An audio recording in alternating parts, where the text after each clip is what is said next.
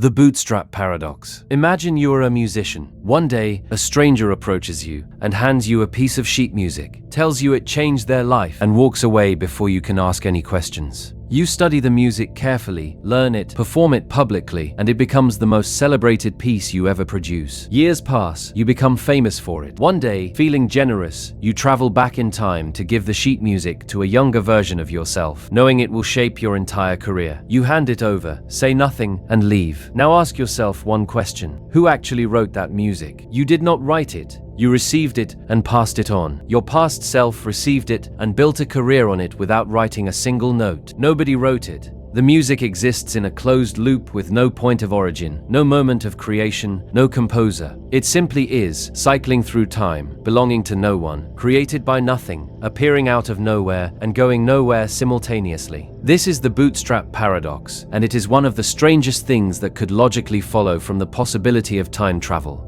Named after the old phrase about pulling yourself up by your own bootstraps, which describes doing something that is physically impossible. The paradox describes an object or piece of information that has no traceable origin because it travels in a closed causal loop. Effect precedes cause. The result exists before the process that produced it. Physicists and philosophers have been arguing about whether this is genuinely possible, or whether the universe has some built-in mechanism that prevents closed causal loops from forming. One school of thought says the laws of physics, as we understand them, do not actually forbid this. If time travel were achievable, a loop like this could exist without technically violating any known rule. Another school of thought says there must be something we do not yet understand that would make such a loop impossible. Some deeper layer of physics that protects causality, the way thermodynamics protects entropy. What makes the Bootstrap Paradox feel different from other time travel paradoxes is that nothing catastrophic happens inside it. Nobody dies, nobody is erased, nobody causes a contradiction in the ordinary sense. A grandfather paradox produces a logical explosion where your existence both requires and prevents itself. The Bootstrap Paradox is quieter than that. Everything is internally consistent. The music exists, you receive it, you pass it back. Nothing breaks, and yet something deeply wrong has happened, because information or matter has appeared from absolutely nowhere. Stephen Hawking proposed what he called the chronology protection conjecture, the idea that the laws of physics conspire to prevent time travel that would create paradoxes like this one. He believed the universe itself would find a way to stop closed loops from forming, not through any conscious decision, but through the natural behavior of physical systems near the conditions that would allow time travel. Whether he was right is still an open question. Some physicists have approached this differently by proposing a many-worlds interpretation, where every act of time travel creates a branching timeline. On this view, when you travel back and hand your younger self the sheet music, you have moved into a parallel version of history, rather than your own past. The music in that branch does have an origin because it came from your original timeline where someone composed it. The loop only looks closed from inside a single timeline. From a wider perspective, the causal chain is intact. Whether that resolution satisfies you probably depends on how comfortable you are with the idea of branching realities, and whether those branches are real or just a convenient mathematical tool for avoiding paradoxes is a separate question that physics has not settled. What actually troubles people most about the Bootstrap Paradox is not the logical strangeness, but the implication about creativity and origin. Every idea you have ever had, every piece of art, every discovery, every invention, you assumed it came from somewhere. You assumed a mind produced it, that effort and inspiration and thought generated it. The Bootstrap Paradox suggests a version of reality where some things simply exist without having been produced by anything at all. Most people, when they sit with this long enough, find it quietly unsettling in a way that is hard to name precisely. Not frightening, just wrong in a way that resists being made right. If you discovered that your most important idea, the one you are most proud of, had no actual origin and simply appeared inside a closed loop, would that change what the idea means to you? And would it change anything about how you felt about the work you put into it? There is a version of the Bootstrap Paradox that appears in everyday life without any time travel required, and once you see it, you start noticing it everywhere. Consider the way cultural ideas propagate. A piece of philosophy gets attributed to a thinker who almost certainly absorbed it from someone before them, and the trail goes back so far and through so many undocumented transmissions that the original source becomes impossible to trace. At some point, the chain becomes circular, the idea influencing the very traditions that claim to have originated it. Scholars call this the problem of origins in intellectual history, and it shows up constantly in religious texts, in legal traditions, in artistic movements. Something appears fully formed in a culture, and when you try to find where it came from, you either hit a dead end or discover a loop. The culture claims to have invented it, but the evidence suggests they received it from somewhere that also claimed to have invented it. Whether that means ideas can genuinely have no origin, or whether it just means human record-keeping is too incomplete to trace every chain back far enough, is an open question. But the Bootstrap Paradox suggests that in a universe where time travel were possible, the distinction between those two explanations might collapse entirely. One more thing about the Bootstrap Paradox that tends to surface when you sit with it long enough. If some information genuinely has no origin because it exists in a closed loop, then that information has in some sense always existed and will always exist. Not because someone preserved it or passed it on faithfully, but because the loop has no beginning and no end, no moment of creation and no moment of destruction. The music is simply there, permanently, cycling through a causal structure that has no entry point. Whether that is a kind of immortality for the information, or whether it is something stranger and harder to name, is a question the paradox raises without answering. What would it mean for something to exist that was never created by anything, that simply appeared within a loop of cause and effect that has no starting point? And does your intuition tell you that the universe would allow this, or that something somewhere would prevent it? David Deutsch, one of the founders of quantum computing, has argued that the Bootstrap Paradox is actually physically prohibited even if time travel itself were possible. His argument draws on quantum mechanics and the way information behaves at a fundamental level. Real information, he argues, always has a physical origin in the sense that it carries what he calls counterfactual complexity, a measure of how improbable it would be for the information to have arisen by chance. Music that a human composed carries enormous counterfactual complexity because random processes would essentially never produce it. A closed loop, Deutsch argues, cannot generate this complexity from nothing. So even if the loop were formed, the information that traveled through it would have to be something so simple and generic that it barely counts as information at all. Whether that fully resolves the paradox or just pushes the problem into a different domain is something physicists continue to debate. Deutsch's argument is compelling, but it relies on assumptions about what counts as genuine information that not everyone accepts. What the Bootstrap Paradox ultimately does is force a confrontation with one of the deepest assumptions most people carry without examining it. That assumption is that everything has an origin, that every effect has a cause, that somewhere at the beginning of any chain there is a first thing, a creator, a moment where nothing became something. The Bootstrap Paradox describes a structure where that assumption breaks down completely, where a chain of causes and effects curls back on itself so perfectly that there is no first link, no original moment, nothing at the beginning at all.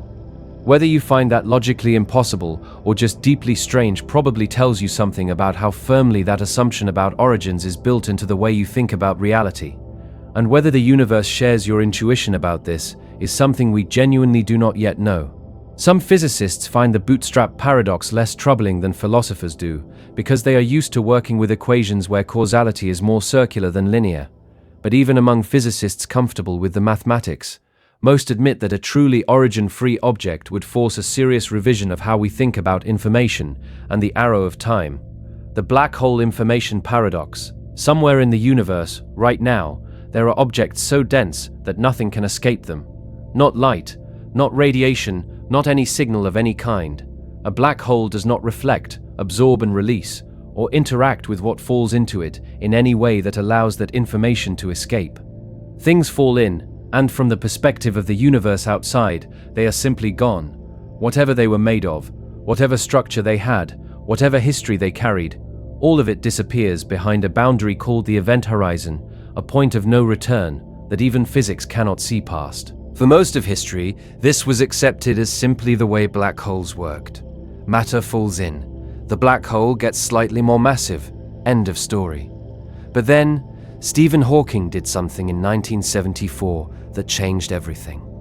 By applying quantum mechanics to the region just outside a black hole's event horizon, he showed that black holes are not perfectly silent.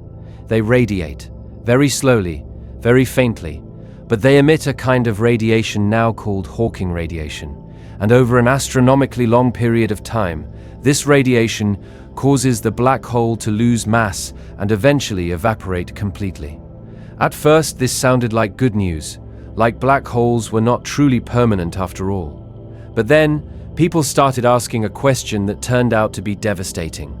What happens to the information about everything that fell into the black hole while it was evaporating? Quantum mechanics has a principle built into its foundations called unitarity. Loosely stated, this principle says that information is never truly destroyed. If you know the complete quantum state of a system at any point in time, you can in principle reconstruct what it was at any earlier time or calculate what it will be at any later time. Information is conserved the way energy is conserved. You can scramble it, encode it, hide it in enormously complex correlations, but you cannot make it cease to exist. Hawking radiation presents a problem for this principle. The radiation that slowly leaks out of a black hole appears to be completely random and featureless.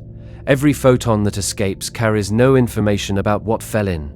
A black hole that swallowed a library and one that swallowed an identical mass of hydrogen gas would produce, as far as anyone could tell, exactly the same Hawking radiation as it evaporated.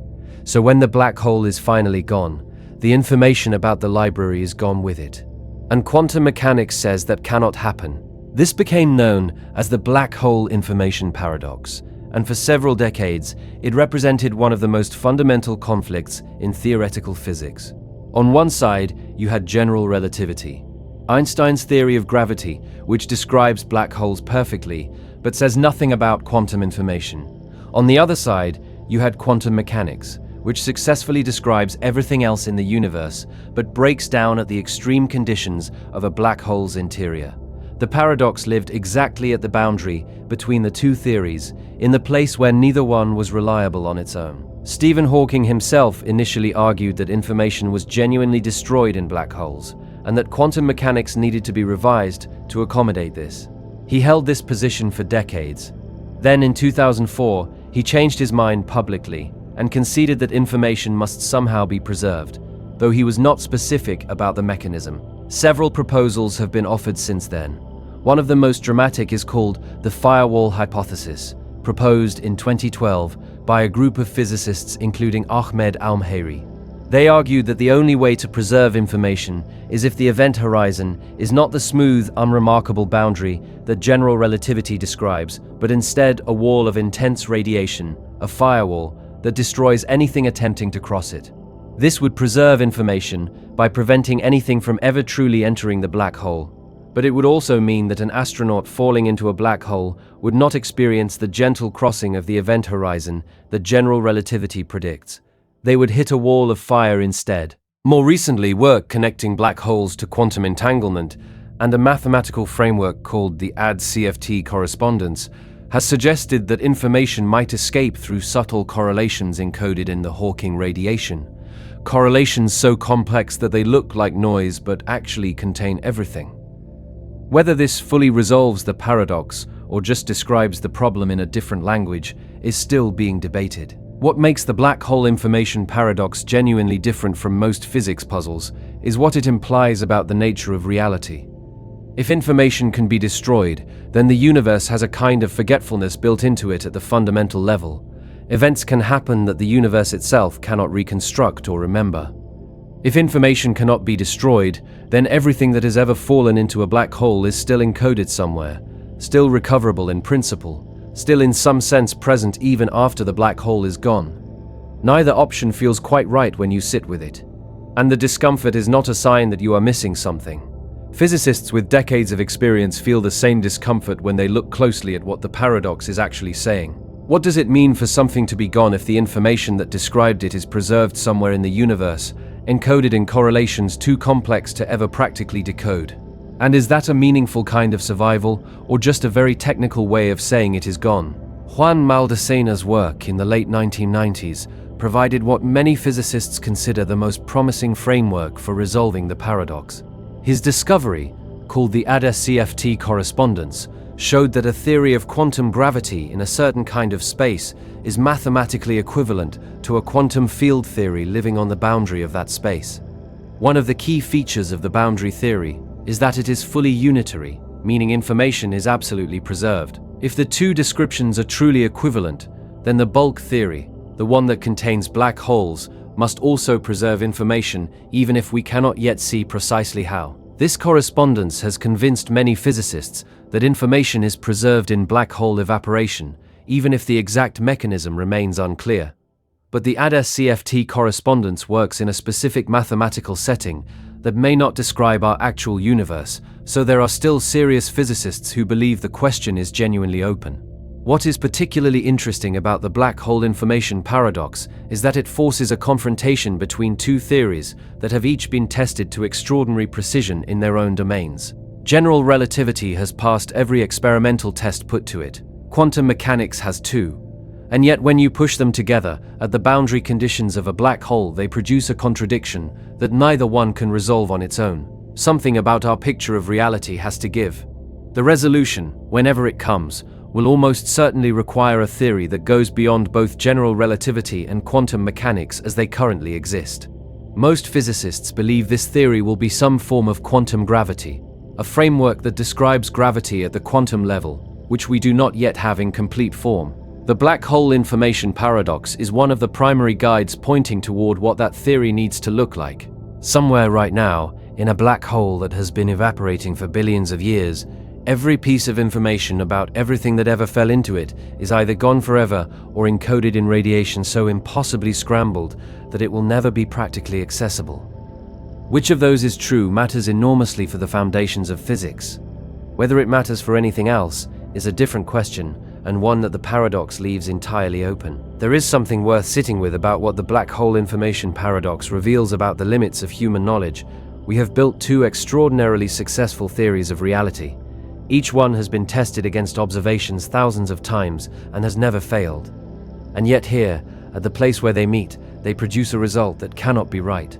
One of them must be incomplete, possibly both, and we cannot yet tell which because we have never been able to observe the inside of a black hole or the final moments of its evaporation. Physics has been in this position before, where two working theories produce a contradiction at their boundary, and every time the resolution required something genuinely new. Not a patch, but a conceptual revolution. Quantum mechanics itself emerged this way. How do you sit with the knowledge that two of the most successful descriptions of reality humans have ever produced are fundamentally incompatible with each other, and that neither one is wrong in any domain we can currently test them in? What the next revolution will look like when it comes, and whether it will finally make sense of what happens to information at the edge of a black hole, is something no one can say yet. What is clear is that something about our deepest picture of reality is wrong in a way we have not yet found the language to fix. The unexpected hanging paradox. On Monday morning, a judge sentences a prisoner to death by hanging, and delivers the sentence with an unusual condition. The execution will take place at noon on one of the 5 working days of the following week, Monday through Friday. The prisoner will not know which day until the executioner arrives at his cell that morning. The judge wants the hanging to be a genuine surprise. The prisoner returns to his cell and starts thinking. He reasons carefully and arrives at a conclusion that shocks him. The execution cannot happen at all. Here is his reasoning. Start with Friday. If the execution has not happened by Thursday night, then on Friday morning the prisoner will know with certainty that today must be the day, because it is the only day left. But the judge said it must be a surprise, meaning the prisoner cannot know in advance which day it will be. So it cannot be Friday. The prisoner eliminates Friday. Now consider Thursday with Friday already eliminated. If the execution has not happened by Wednesday night, and the prisoner has already established that Friday is impossible, then on Thursday morning he would know it must be Thursday. But again, it cannot be a day the prisoner can predict in advance, so Thursday is also eliminated. The same logic applies to Wednesday, then Tuesday, then Monday. By the same chain of reasoning, every day of the week can be eliminated one at a time, each day becoming impossible, because eliminating all the days after it makes it predictable. The prisoner concludes confidently that the sentence is logically impossible to carry out. The following Wednesday at noon, the executioner arrives. The prisoner is genuinely surprised. This is the unexpected hanging paradox, and it has been puzzling logicians, philosophers, and mathematicians since it was first published in the 1940s.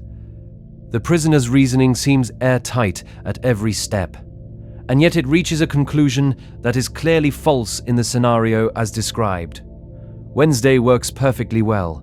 The prisoner was wrong, but it is extremely difficult to identify exactly where his reasoning went wrong. Many people, when they first encounter the paradox, think the error is obvious. They say the prisoner made an assumption that does not hold, or that the logic works differently in real life than in theory. But the closer you look at the prisoner's argument, the harder it is to find the specific flaw. Each step seems valid. The conclusion is wrong. So something must be broken, but identifying what exactly requires more care than it initially appears. One approach to the resolution focuses on what the word surprise actually means in a logical context.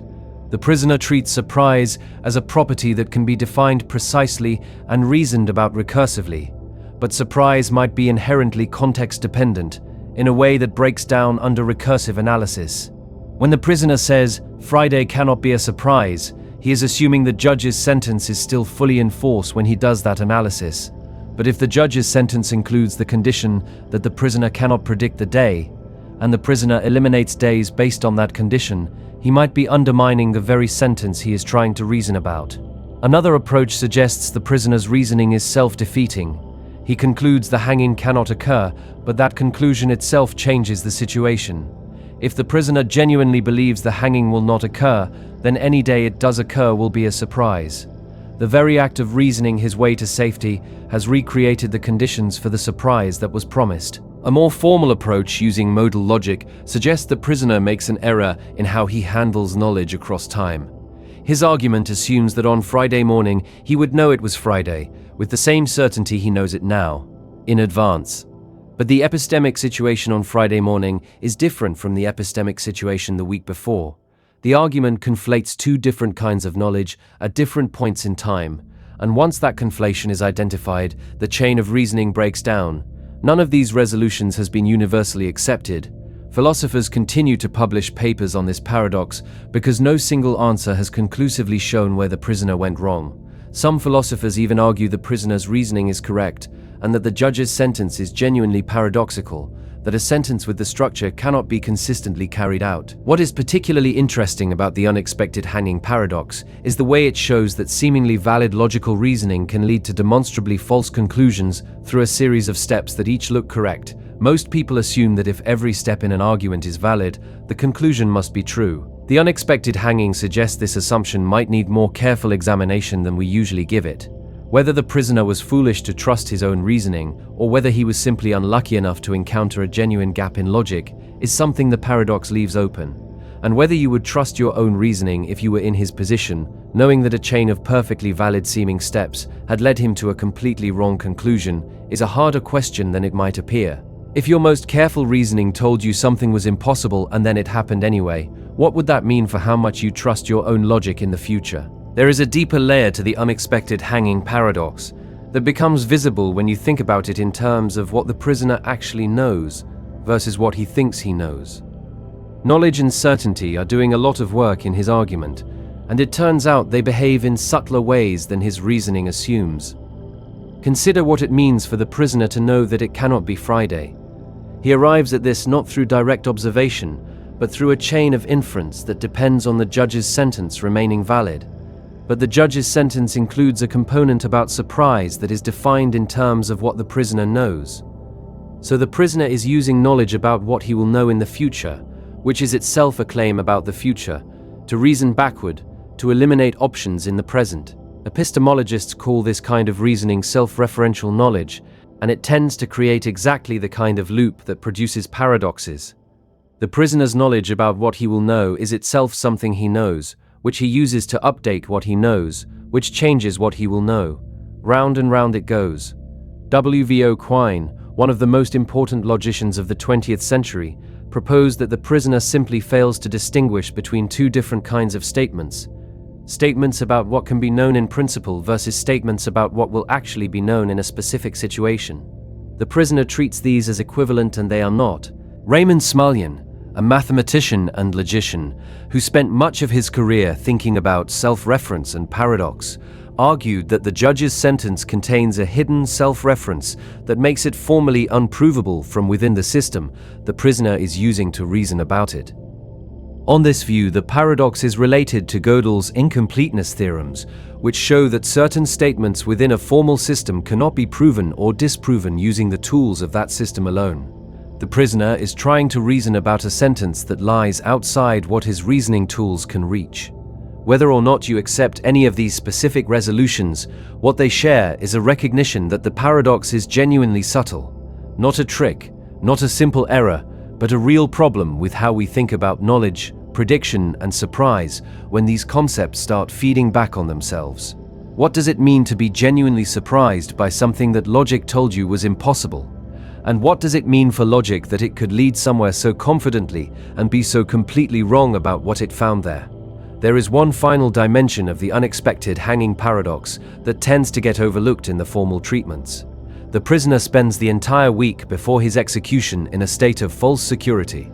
He has convinced himself through careful reasoning that nothing will happen. He is calm, he sleeps, he stops worrying.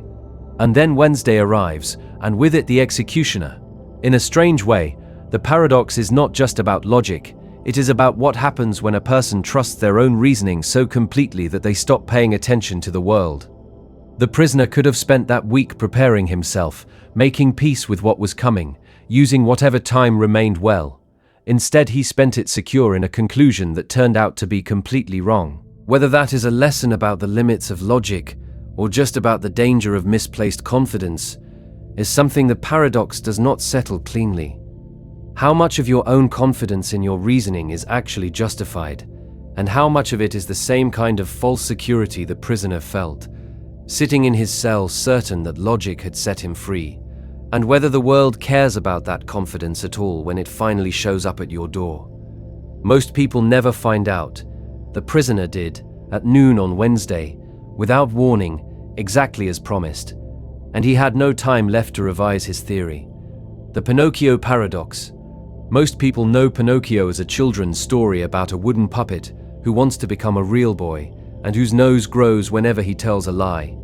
The nose growing is simple enough as a mechanism. He lies, it grows. He tells the truth, it does not grow. Clean, simple, morally instructive. Now ask what happens if Pinocchio says the following sentence: "My nose is growing right now."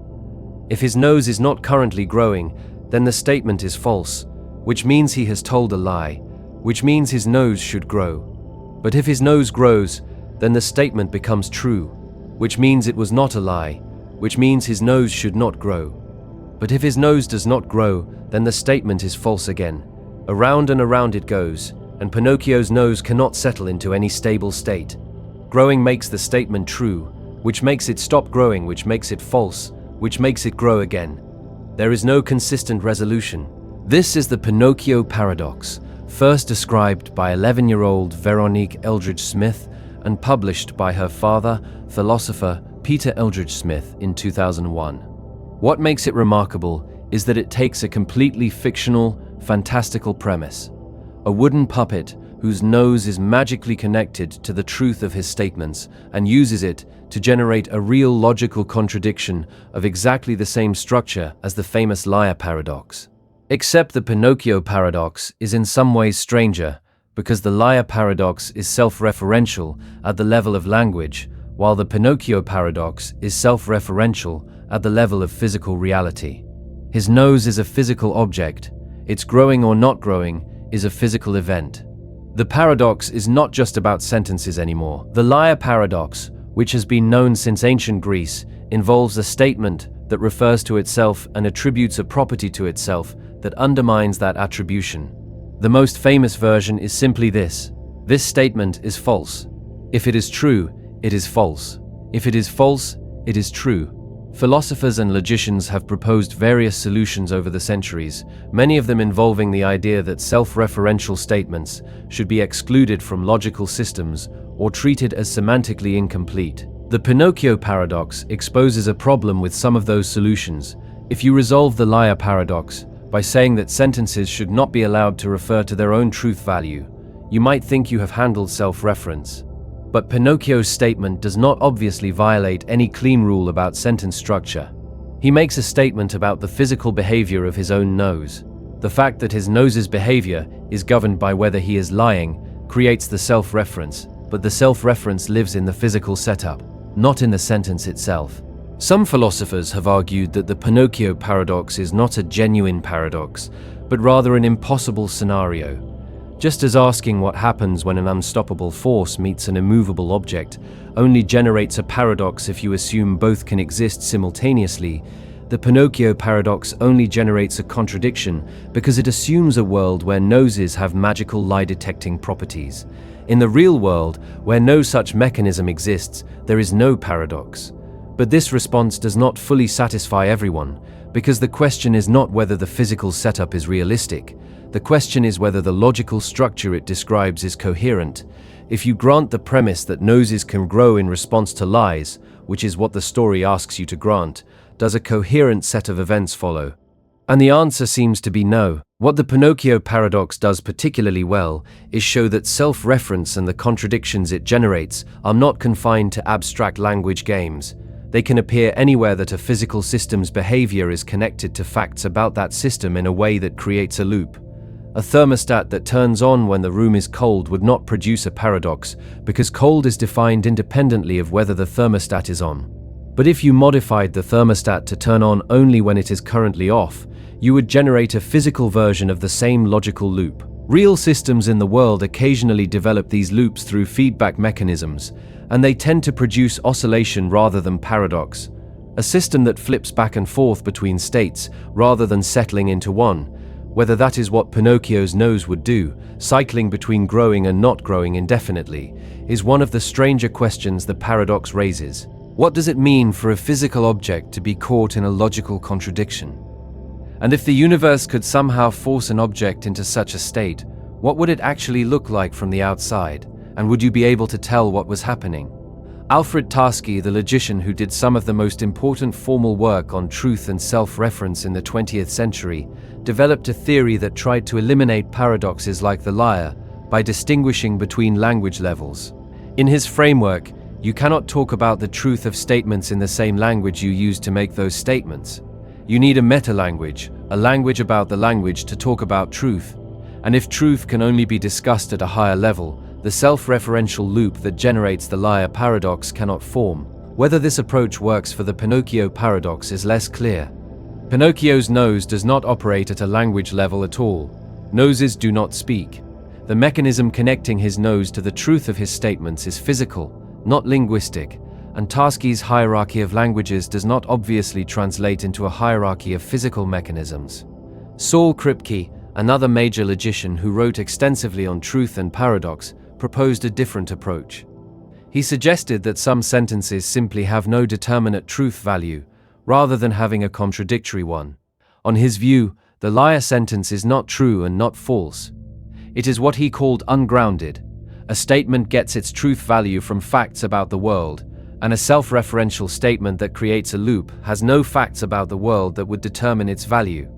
Rather than oscillating between true and false, it just fails to land on either. Applied to Pinocchio, this might suggest that his sentence, "My nose is growing right now," simply fails to have a truth value, which in turn might mean his nose neither grows nor stays still, but enters some undefined state. Whether that is more or less strange than oscillation is hard to say. Philosophers are still actively working on problems of self-reference, truth, and paradox. The Pinocchio paradox, despite being only a few decades old and having been discovered by a child, has generated genuine academic discussion precisely because it takes a problem that seemed settled and shows that it is not. There is also something worth noting about who discovered it. An 11-year-old, thinking carefully about a children's story, found a genuine logical problem that professional philosophers had not noticed. Whether that reflects well on the story, on the child, or on the philosophers who had been thinking about self-reference for decades without seeing this version of it is a question without a clean answer. One more layer to the Pinocchio paradox that is worth considering. The original liar paradox has been known for over 2,000 years, attributed to the ancient Greek philosopher Eubulides of Miletus. Logicians have had 2 millennia to work on it, and have produced an enormous body of technical literature trying to resolve or dissolve it, and yet the fundamental problem it points at, that language can fold back on itself in ways that break the rules language normally follows, remains genuinely difficult. What the Pinocchio Paradox adds to this is the reminder that self-reference is not a quirk of language, but a structural possibility that can appear anywhere a system has enough complexity to make statements about itself. Computer programs can make statements about themselves. Physical systems can include feedback loops that amount to self-reference. Anytime a thing has a property that is defined in terms of another property that is in turn defined in terms of the first, you have the conditions for something like a Pinocchio nose. Whether the universe has a built-in way of handling these situations, or whether it simply never creates the exact conditions needed to generate a true physical paradox, is something we do not know. What we do know is that the logical structure exists, and that avoiding it requires more care than most people realize. And somewhere, in an infinitely patient alternate universe, Pinocchio is still standing with his nose half extended, caught between growing and not growing, waiting for a resolution that the logic will never provide. If you found yourself in a situation where your own honest statement about what you were doing made what you were doing impossible to complete, what would you actually do? And is there anything in your life right now that has that structure without you having noticed it yet? Most people never look closely enough to find out. The Crocodile Paradox. A crocodile snatches a child from the banks of a river. The mother rushes forward, desperate and terrified. The crocodile, in a moment of unusual magnanimity, offers her a deal. He will return the child if she can correctly predict what he is going to do. If she guesses correctly, the child goes free. If she guesses incorrectly, he eats the child. The mother thinks for a moment and then says, "You are not going to return my child."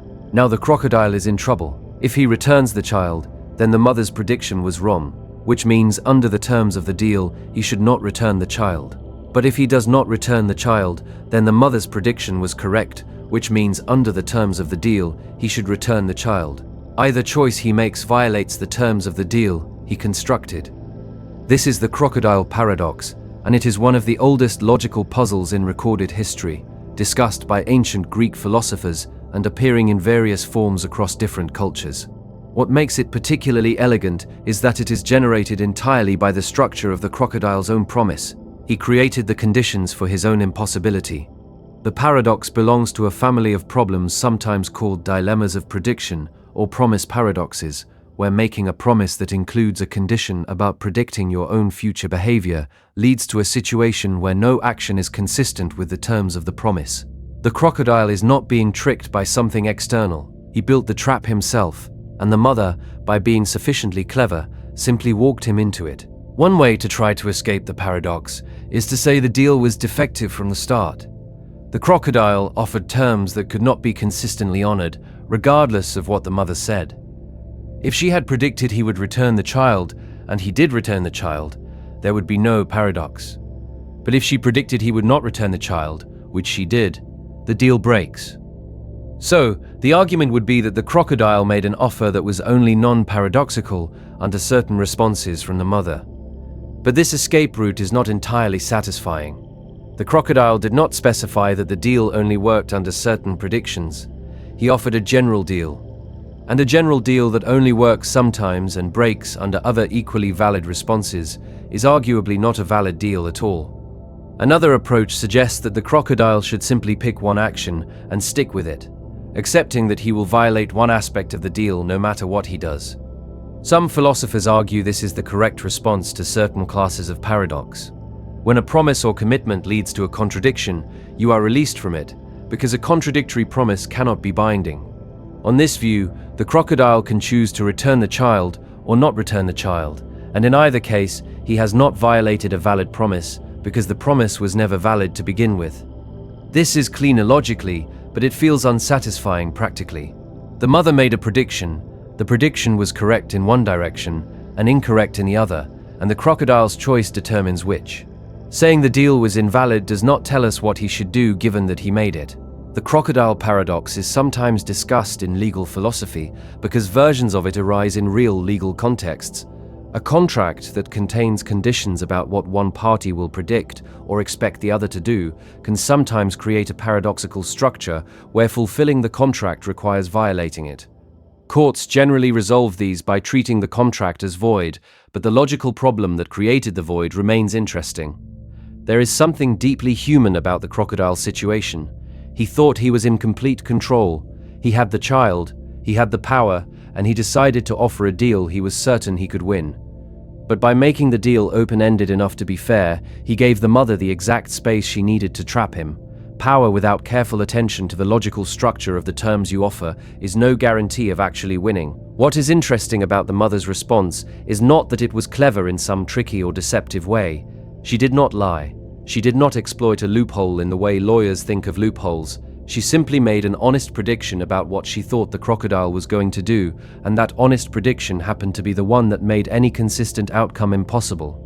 Whether the crocodile deserved to be trapped by his own deal, and whether the mother's prediction counts as truly winning, given that she may never get her child back regardless, are questions the paradox raises without resolving. A logical trap is not the same as a practical escape. If you made someone a promise and later discovered that the only way to keep the promise was to break it, what would you actually do? And would the fact that the impossibility was built into the promise from the start change your sense of what you owed them? Medieval scholars who worked on logic found the crocodile paradox useful as a teaching tool, precisely because it makes the problem of self-defeating promises concrete and narratively vivid. Abstract discussions of logical inconsistency can feel distant and theoretical. A crocodile with a stolen child and an impossible promise is much harder to dismiss. The deeper issue the paradox points at is the problem of what philosophers call performative contradiction, where the act of making a statement or a promise undermines the very content of what is being stated or promised. A crocodile who says he will return the child based on a correct prediction has put himself in a position where a certain class of correct predictions makes the promise impossible to honor. The promise does not just fail to be kept, it actively generates its own impossibility. Similar structures appear in everyday life more often than people tend to notice. A manager who says he will promote whoever does not want to be promoted has created a performative contradiction. The people who most deserve promotion under those terms are disqualified by the act of desiring it. But anyone who actually wants it has revealed themselves to be less deserving under the terms stated. The promise generates its own impossibility, just as the crocodile's does. Variants of the crocodile paradox have appeared in courtroom dramas too, most famously in a story attributed to the ancient Greek sophist Protagoras. He agreed to teach a student law and accept payment only after the student won his first court case. When the student delayed taking any cases, Protagoras sued him. The student argued, "If I win the case, then by the court's ruling I don't have to pay. If I lose the case, I still haven't won my first case, so by our contract I don't have to pay yet." Protagoras replied with the mirror argument. "Either way," he said, "one of us wins and the other is owed payment." Whether this is truly paradoxical or just a disagreement about which argument takes precedence is itself debated. What both the crocodile paradox and the Protagoras story reveal is that certain kinds of conditional promises create situations where no outcome is consistent with all the terms simultaneously. The resolution in practice is usually to declare the promise invalid, but this leaves open the question of what should have happened and whether either party behaved wrongly given the structure they created together. If someone trapped you in the logical equivalent of the crocodile's deal, where any action you took violated the terms of something you had agreed to, would you feel more trapped by the logic or by the situation? And is there a difference between those two things when you are actually standing in the river with the child in your arms? One last thing about the crocodile paradox that is worth sitting with. The crocodile is not stupid. He is not making an obvious error. He is doing something that seems perfectly reasonable, offering a conditional deal, and discovering too late that the conditions he chose have made the deal structurally impossible. Most people who encounter this paradox for the first time feel like they would have caught the problem before making the offer. But the history of logic suggests this kind of confidence is usually misplaced. Self-defeating promises and performative contradictions are genuinely difficult to spot in advance, especially when you are the one with the power and the child and you feel like you are in complete control of the situation. The crocodile's error was not stupidity. It was a failure to think carefully enough about what he was actually committing to before he committed to it, which is a failure most people make regularly about much smaller things than stolen children. When was the last time you made a commitment without fully thinking through whether keeping it was actually possible given all the conditions you attached to it? And did you find out before or after the impossibility became undeniable? The crocodile, standing in the river with a child he cannot return and cannot keep without breaking his word either way, is waiting for an answer that the logic he created will never provide. Some deals, it turns out, cannot be made consistently, and the only way to know that for certain is usually to have already made them. Most crocodiles never consider that possibility in advance. Schrödinger's cat. In 1935, physicist Erwin Schrödinger sat down and wrote a letter to Albert Einstein describing a thought experiment he had devised to illustrate what he saw as a fundamental absurdity in quantum mechanics. He was not trying to suggest that cats could actually be both alive and dead at the same time. He was trying to point out that if you took quantum mechanics seriously and applied it consistently, it seemed to lead to that conclusion, and that this conclusion was so obviously absurd that something must be wrong with how quantum mechanics was being interpreted. Here is the setup. You place a cat inside a sealed box along with a tiny amount of radioactive material and a device that will break open a vial of poison if the radioactive material decays. Radioactive decay is governed by quantum mechanics, which means it does not happen at a specific determined time. Before you observe it, the radioactive material is described by a quantum wave function that puts it in a superposition of having decayed and not having decayed simultaneously. Both possibilities exist at once until a measurement is made. Now here is the problem. If the radioactive material is in a superposition of decayed and not decayed, and if the cat's fate is directly connected to the state of the radioactive material, then by the same logic the cat should also be in a superposition of alive and dead simultaneously. Until you open the box and look, the cat exists in both states at once. This is where Schrödinger's point lands. Nobody, he argued, actually believes that. Nobody looking at a sealed box thinks there is literally a cat inside that is both alive and dead in equal measure, waiting for an observation to force it into one state or the other. The idea is obviously ridiculous on the face of it, and if quantum mechanics implies it, then quantum mechanics must be missing something. Quantum mechanics has been tested to extraordinary precision and has never been wrong. So the question is not whether the mathematics is correct. The question is what the mathematics actually means when applied to large objects like cats. This is what physicists call the measurement problem, and it is one of the deepest unsolved questions in physics. Several interpretations of quantum mechanics have been proposed, each offering a different answer to what is actually happening inside the box. The Copenhagen interpretation, associated with Niels Bohr and Werner Heisenberg, says that quantum superposition is a feature of the mathematical description, not of physical reality. Before measurement, asking whether the cat is alive or dead is simply not a well-posed question. Physical properties do not have definite values before they are measured. The act of measurement is what brings a definite value into existence. Many physicists find this deeply unsatisfying, but are willing to live with it because the mathematics work so well. Others find it philosophically incoherent because it seems to require the concept of observation or measurement to be fundamental to physics, and it is very unclear what counts as an observation in a universe that existed for billions of years before any observers appeared. The many worlds interpretation, proposed by Hugh Everett in 1957, offers a different response. On this view, when you open the box, both outcomes occur. The universe splits into two branches, one where the cat is alive and one where it is dead. Both branches are equally real. There is no collapse of the wave function, no special role for the observer. The superposition simply continues to evolve, branching into separate realities that cannot communicate with each other. Many worlds eliminates the measurement problem, but replaces it with a different puzzle. If every quantum event causes the universe to branch, the number of branches is inconceivably large and growing constantly.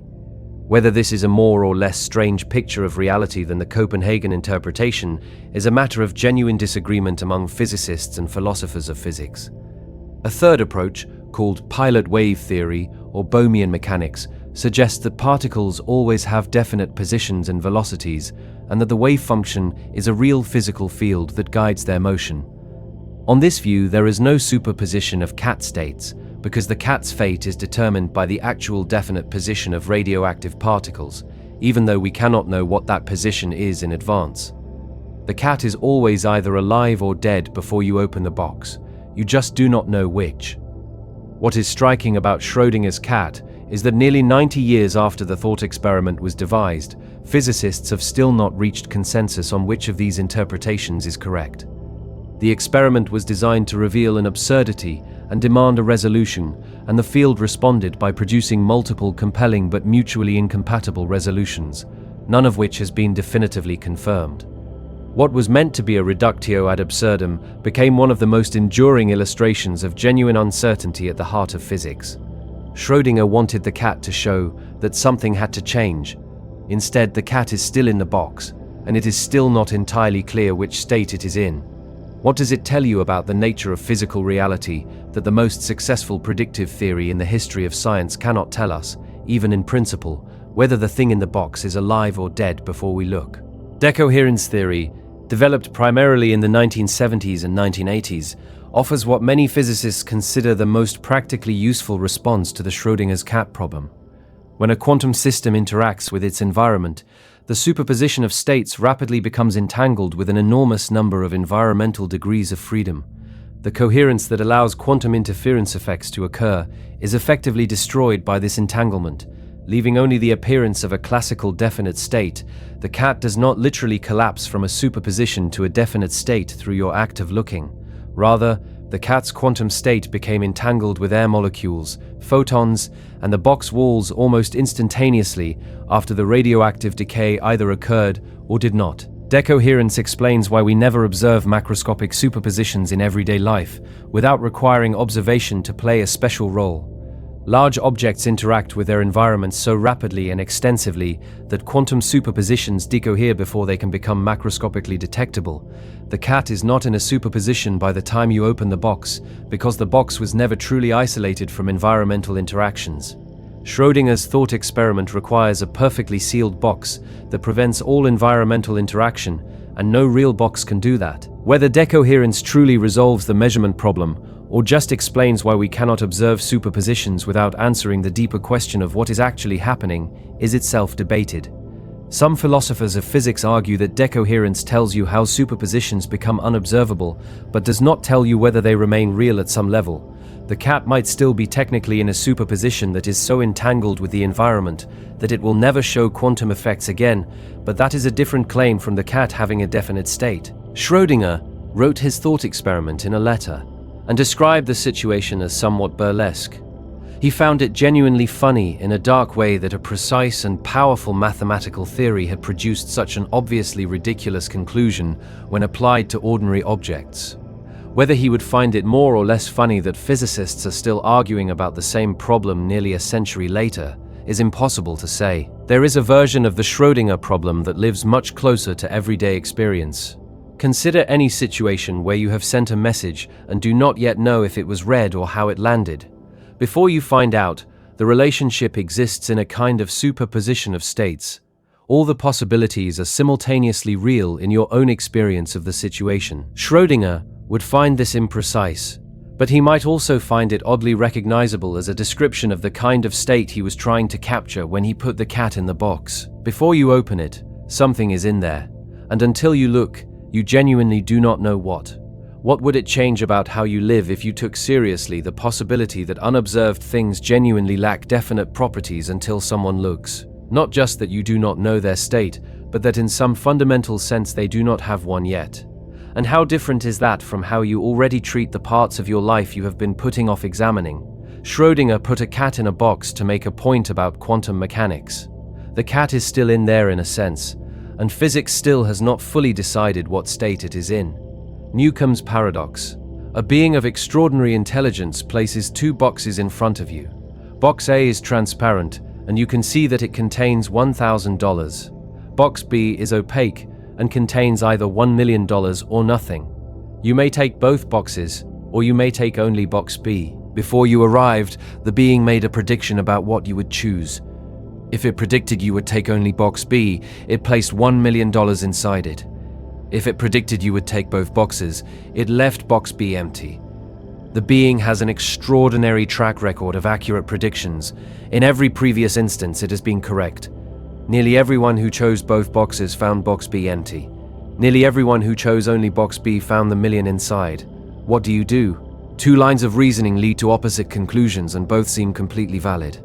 The first argument says to take only box B. The being has been right every single time before. If you take both boxes, it almost certainly predicted that and left box B empty, so you walk away with $1,000. If you take only box B, it almost certainly predicted that and left box B empty, so you walk away with $1,000. If you take only box B, it almost certainly predicted that and filled it with $1 million. The rational choice given the track record is obvious. Take box B. The second argument says to take both boxes. The being has already made its prediction. Whatever is in box B is already there, fixed, unchangeable. No choice you make now affects what the being decided yesterday. If the million is in there, you get it whether you take one box or two, and taking both gets you an extra 1,000 on top. If it is not in there, taking only box B gets you nothing, while taking both at least gets you the 1,000. Regardless of what the being put in the box, you are always better off taking both. This is called a dominant strategy in game theory. Both arguments are compelling. Both lead to a definite conclusion, and they lead to opposite conclusions. William Newcomb, a physicist at the Lawrence Livermore Laboratory, invented this problem in 1960 and shared it with philosopher Robert Nozick, who published it in 1969. Since then, it has been one of the most discussed thought experiments in philosophy, because it sits at the boundary between two fundamental principles of rational decision-making that most people assume are equivalent and that turn out to pull in opposite directions. The one-boxer argument is based on evidential decision theory. Your choice is evidence about what the being has already done. Even though the boxes are already filled, your choice tells you something about what is likely to be in box B. Choosing two boxes is evidence that box B probably has the million, so evidential decision theory says choose one box. The two-boxer argument is based on causal decision theory. What matters for rational choice is not what your action is evidence of, but what your action causally produces. Your choice now cannot causally affect what the being did yesterday. The boxes are already filled. You cannot change that by your choice. So rational action is determined by what happens in each possible world, and in both possible worlds you get more by taking two boxes. Most working philosophers who have studied this carefully are two boxers. Most people who hear it for the first time without philosophical training are one boxers. Whether that is evidence that philosophical training leads you to the right answer, or the wrong one depends on who you ask. What Newcomb's paradox does is expose a genuine tension in how we think about rationality and causation. Both evidential and causal decision theories are internally consistent. Both capture something real about how rational agents should behave, and in Newcomb's case, they give different answers. Since the problem was invented, there has been no resolution that satisfies everyone. Some philosophers have suggested the paradox reveals that we need a better theory of rational agency, one that can handle situations where a perfect predictor exists. Others have questioned whether a perfect predictor is coherent in a world with genuine free will. If a being can perfectly predict your choice before you make it, in what sense are you actually choosing? Whether you would take one box or two probably tells you something about the kind of reasoner you are and which way you trust your intuitions to point. But it does not tell you which choice is actually correct, because that question remains genuinely open. If a being that has been right every time before predicted what you would choose, would you feel free to choose differently? And what would it mean for your sense of agency if you tried to choose against the prediction and found yourself unable to? There is a variation of Newcomb's paradox that makes the tension even sharper and has attracted significant attention in the philosophical literature. Imagine that instead of the being predicting your choice based on its knowledge of your psychology and history, it actually simulates you, running a complete model of your mind and using the simulation's choice to decide what to put in the box. The simulation is you, in every relevant sense, making the choice in a simulated version of the scenario. Now the causal decision theorist faces a harder case. You might argue that your choice cannot causally affect what is in box B, because the being already decided based on the simulation. But the simulation's choice was determined by exactly the same reasoning process you are using right now. If you reason your way to taking both boxes, the simulation did too. And if the simulation took both boxes, box B is empty. In this version, the causal story is more complicated because the causal chain runs through a simulation of your own reasoning. Your choice is not just evidence about what the being predicted. Your choice is, in a very real sense, the same choice the simulation made, because you are running on the same computational substrate as the simulation was. Two boxers have to work harder to explain why they should take both boxes in this case. Derek Parfit, one of the most important moral philosophers of the 20th century, thought that Newcomb-like problems reveal something profound about rational agency in a world where your psychology can be modeled and predicted. He believed these problems push us toward a different and more sophisticated understanding of what it means to be a rational agent, one that cannot be captured by either evidential or causal decision theory alone. And Gary Drescher, in his book Good and Real, argued that the correct response is to one box, based on an analysis of how rational agents should behave when they know their decision procedure can be accurately predicted. His argument is that a rational agent should choose the action that, if performed by all agents with the same decision procedure, produces the best outcome. Since all agents with the procedure of taking only box B get 1,000,000, and all agents with the procedure of taking both boxes get only 1,000, the rational procedure is to take only box B. Whether this reasoning is compelling or whether it commits an error similar to the one in the prisoner's dilemma analysis is itself a matter of ongoing debate. What is clear is that Newcomb's paradox has not been resolved in more than 60 years of serious philosophical attention. If anything, it has generated more positions and more sophisticated arguments on both sides over time, which suggests the tension it identifies is deep rather than superficial. What would you actually do standing in front of those two boxes, knowing the track record, knowing both arguments, knowing that very smart people have disagreed about this for decades? And whatever you would do, are you confident that you are doing it because of clear reasoning or because of something about your temperament that was always going to push you in that direction regardless of the argument? There is also something worth noting about the being in Newcomb's paradox that tends to get overlooked in the formal treatment. The being has a perfect track record. It has been right about everyone who has ever faced this choice. That means something about every previous person who took both boxes found box B empty, and every previous person who took only box B found the 1,000,000. For the two-boxer, this creates an awkward situation. The two-boxer believes that taking both boxes is the rational choice, regardless of what the being predicted. But the two-boxer also faces the fact that every previous two-boxer got $1,000, while every previous one-boxer got 1,000,000. The two-boxer is about to join a group of people who were all wrong about the money they expected to find. Whether being technically rational while walking away with $1,000 instead of 1,000,000 represents a failure of some kind is a question the two-boxer has to sit with. Perhaps rationality and good outcomes come apart in certain cases. Perhaps that is one of the things Newcomb's paradox is designed to reveal. Rationality and good outcomes can come apart. Newcomb's paradox might be one of the clearest demonstrations of exactly when and how. And if they can come apart here, in a problem this carefully constructed, it is worth asking where else they might be coming apart without anyone designing the scenario to make it visible. And whether anyone would notice if they did. That question does not have a comfortable answer either. The Sleeping Beauty Paradox. On Sunday evening, Sleeping Beauty is told the following. Researchers will put her to sleep. They will flip a fair coin. If it lands heads, they will wake her once on Monday. If it lands tails, they will wake her on Monday, put her back to sleep, administer a drug that erases her memory of the Monday awakening, and then wake her again on Tuesday. When she wakes up, she will have no way of knowing whether it is Monday or Tuesday, or whether she was woken before and forgot it. She understands all of this before going to sleep. She wakes up. She does not know what day it is. A researcher enters and asks, "What probability do you assign to the coin having landed heads?" This seems like it should be easy. A fair coin was flipped. The probability of heads is 1/2. She knows the coin is fair. What else could the answer be? But a careful analysis suggests the answer might be 1/3, and the argument for 1/3 is quite compelling. If the coin landed heads, she will be woken exactly once, on Monday. If the coin landed tails, she will be woken exactly twice, on Monday and Tuesday, but she will not know it is the second awakening because her memory was erased. From her perspective, each awakening is identical. She cannot distinguish between the Monday heads waking, the Monday tails waking, and the Tuesday tails waking. All three awakenings look exactly the same to her. If she reasons from the perspective of her awakening rather than from the perspective of the coin flip, she is in one of three equally likely situations. Either it is Monday and the coin came up heads, or it is Monday and the coin came up tails, or it is Tuesday and the coin came up tails.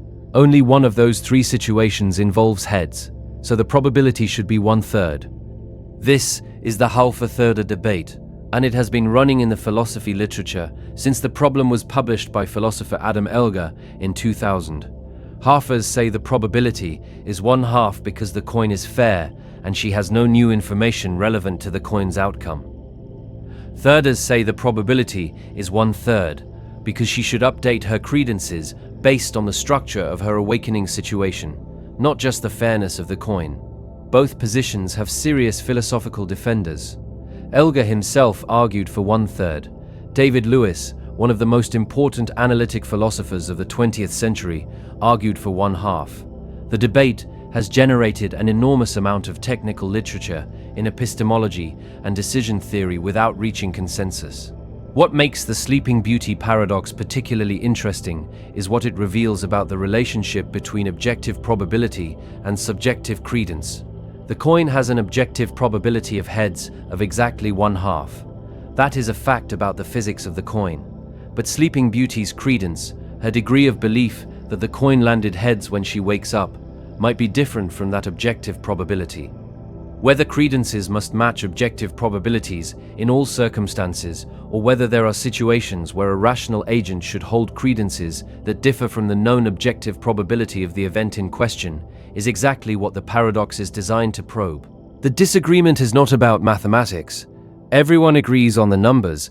The disagreement is about what questions Sleeping Beauty is actually answering when she reports her probability for heads. If she is being asked how likely it is that the coin came up heads given everything she knew before going to sleep, the answer is 1/2.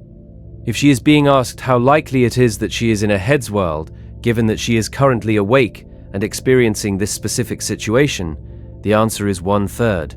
Both questions are legitimate. The problem does not fully specify which one is being asked, and the different answers reflect different views about what rational credence should track. There are practical stakes in this debate beyond the puzzle itself. The same structure appears in certain cosmological arguments about the likelihood of being in particular kinds of universes and in discussions of what is called the doomsday argument, which attempts to use your own existence and birth position in human history to make probabilistic claims about the future of humanity. Whether these arguments are sound depends in part on how you resolve questions about self-locating credences of the kind the Sleeping Beauty paradox highlights. Whether Sleeping Beauty should believe the coin landed heads with probability 1/2 or 1/3 when she wakes up might seem like a toy question, but it turns out to sit at the intersection of some of the deepest questions in epistemology about what evidence is, what rational belief requires, and what it means to know where you are in the world. What probability would you assign if you were Sleeping Beauty, waking up with no memory of whether you had woken before, knowing the coin was fair, knowing the setup perfectly? And does your answer feel like it comes from careful reasoning or from intuition? And are you confident that it matters which one it comes from? One of the most interesting developments in the Sleeping Beauty debate is the emergence of a position called the double halfer, which tries to maintain that the probability is 1/2 even for the conditional question about being in a heads world, given that she is awake. The double halfer argument requires some technical machinery from probability theory, but at its core it says that Sleeping Beauty's awakening is not a genuine evidential event because it was guaranteed to happen regardless of the outcome of the coin flip. She was always going to wake up at least once, whether the coin landed heads or tails, so the fact of her waking is not evidence about the coin. Nick Bostrom, who is perhaps best known for his simulation hypothesis, but who has also written extensively on anthropic reasoning, has argued that cases like Sleeping Beauty require a general framework for how agents should reason about their own position in the world. He calls this the self-sampling assumption versus the self-indication assumption debate. Roughly, the question is whether you should reason as if you are a random sample from all observers that exist in your reference class, or as if your existence is itself evidence about the world. These assumptions give different answers in Sleeping Beauty. Under the self-sampling assumption, you treat each awakening as equally likely, which gives 1/3. Under a different framing, you preserve the prior probability of the coin and get 1/2. Neither assumption is obviously correct as a general principle, and applying them consistently across all anthropic reasoning problems sometimes leads to conclusions that feel clearly wrong. What this suggests is that Sleeping Beauty is not just a puzzle about a coin flip and a memory-erasing drug. It is a puzzle about what kind of reasoners we are and what our credences are actually tracking when we form beliefs about our own position in the world. Those questions matter beyond the puzzle because versions of them appear in discussions about what we should believe about the possibility of living in a simulation, about how to reason about rare events that have happened to us, and about how to think about probabilities when the number of observers can vary based on the outcome being assessed. After more than 20 years of philosophical attention, the Sleeping Beauty paradox remains unresolved. New papers are still being published, positions are still being refined, the halfers and thirders are not getting closer to agreement. Whether this is because the problem reveals a genuine indeterminacy in the concept of rational credence, or because everyone is making a subtle error that no one has yet identified and corrected, is something that ongoing work has not yet settled. When Sleeping Beauty wakes up for what might be the first time, or might be the second time, she knows everything relevant to her situation except where she is in the sequence. And that one gap in her knowledge is enough to make the answer to a simple question about a fair coin genuinely contested among experts. What does that tell you about how much the structure of a situation matters relative to the bare facts about the world it contains? There is something quietly vertiginous about the Sleeping Beauty paradox that the formal debate sometimes obscures. Every time she wakes up, she is in exactly the same epistemic situation. She knows the setup. She knows the coin was fair. She knows she might have been here before and forgotten it, and she is asked to assign a number to her uncertainty about which world she is in. From the outside, looking at the whole sequence, everything is clear. There was a coin flip. It either landed heads or tails. The probabilities are fixed. But from inside the awakening, the situation is genuinely underdetermined in a way that cannot be resolved by knowing more facts about the external world. What she needs to know is where she is in a sequence, and that kind of positional knowledge is not the same kind of thing as factual knowledge about the world. Whether all uncertainty ultimately reduces to factual uncertainty, or whether positional uncertainty is genuinely irreducible, is a question that matters well beyond Sleeping Beauty. And it is a question that her situation makes impossible to avoid. The billiard ball paradox. Picture a billiard ball rolling across a table. Nothing unusual about this. Billiard balls roll, but now imagine there is a wormhole on the table, an opening in space-time that connects two different points in time as well as space. The ball rolls into one end of the wormhole and comes out the other end slightly earlier in time, back when it was on its original path. Now physicist Joseph Polchinski, who first described this problem formally, sets up the scenario carefully. He positions the wormhole so that the ball, after emerging from the past end, travels on a path that will collide with its younger self and knock it off course before it ever enters the wormhole. If it never enters the wormhole, it is not there to knock itself off course. It enters the wormhole, and we are back to the beginning. This is a time travel paradox without any humans, without any intentions or choices or moral complications. Just a billiard ball, a wormhole, and the laws of physics producing a logical loop that seems to have no consistent resolution. The reason Polchinski chose a billiard ball rather than a person is precisely to strip away all the philosophical clutter that comes with human agency and focus on the pure physics. Grandfather paradoxes can sometimes be dismissed with hand-waving about free will or quantum uncertainty in human decisions. Billiard balls do not make decisions. They follow trajectories determined by the laws of mechanics.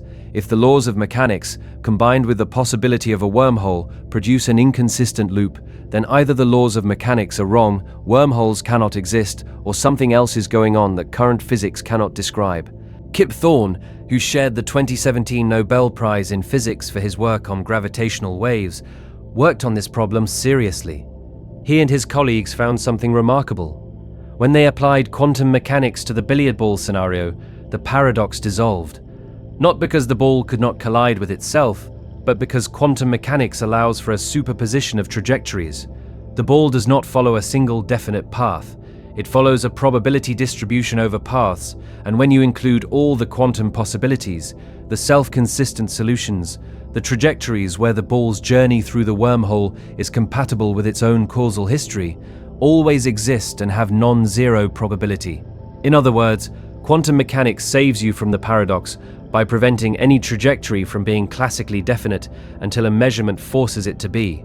The ball's path is a quantum blur, and within that blur there is always a consistent version where the ball interacts with itself in a way that is compatible with the full causal history. This is a genuinely surprising result. The paradox was generated by classical mechanics, which treats the ball as having a perfectly definite trajectory. Quantum mechanics, by denying that the ball has a definite trajectory until measured, makes room for the self-consistent solution to exist. Whether this means that quantum mechanics is the universe's way of preventing time travel paradoxes, or whether it is a feature of the mathematics that may not survive in a full theory of quantum gravity, is still unclear. Igor Novikov proposed what is now called the Novikov self-consistency principle, which states that the only events that can occur in space-time, including near wormholes and time travel, are events that are self-consistent with the entire history of the universe. On Novikov's view, the billiard ball simply cannot follow a trajectory that leads to a paradox.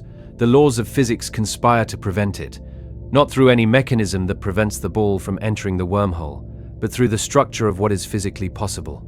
Inconsistent causal loops are simply not part of the solution space of the physical equations. Whether Novikov's principle is a deep truth about the universe, or just a way of stating that paradoxes do not occur without explaining why, is itself a matter of debate. It sidesteps the question rather than resolving it, because it does not tell you how the universe enforces consistency. It just asserts that consistency is enforced. Stephen Hawking, as he did with many time travel puzzles, proposed his chronology protection conjecture as an alternative.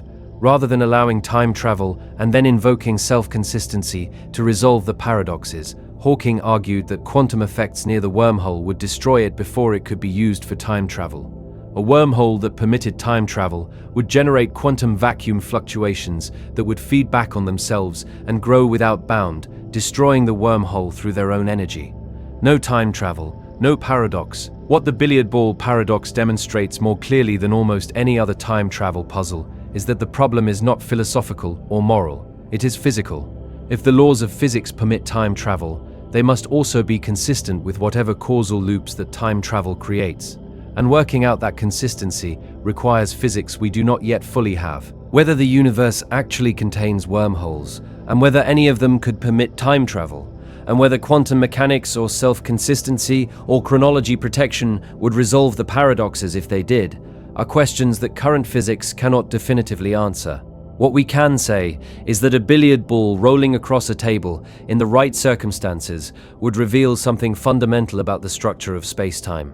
What would it mean for your understanding of cause and effect if an object could be the cause of its own absence from a position it was already in? And is that any stranger than what actually happens in your own life when the consequences of your past choices change who you are in ways that would have made different choices feel natural? The billiard ball problem sits at an interesting intersection with a broader class of problems in physics called closed time-like curves, or CTCs. A closed time-like curve is a path through space-time that loops back on itself in time, so that following the path brings you back to the same point in space and time where you started. General relativity does not forbid CTCs in principle. Certain solutions to Einstein's field equations, including the Gödel metric discovered by mathematician Kurt Gödel in 1949, contain closed time-like curves. Gödel found this result and told Einstein about it, and both found it deeply troubling. Whether CTCs could exist in our actual universe is uncertain. The solutions that contain them generally involve matter distributions or rotation rates that do not seem to match what we observe. And even if a space-time region with CTCs could exist, it is not clear that you could build one or that one could naturally form. But the theoretical possibility is enough to force the question. If CTCs exist anywhere in the universe, the billiard ball problem applies. Whatever is traveling along a CTC has to follow a trajectory that is consistent with its own causal history.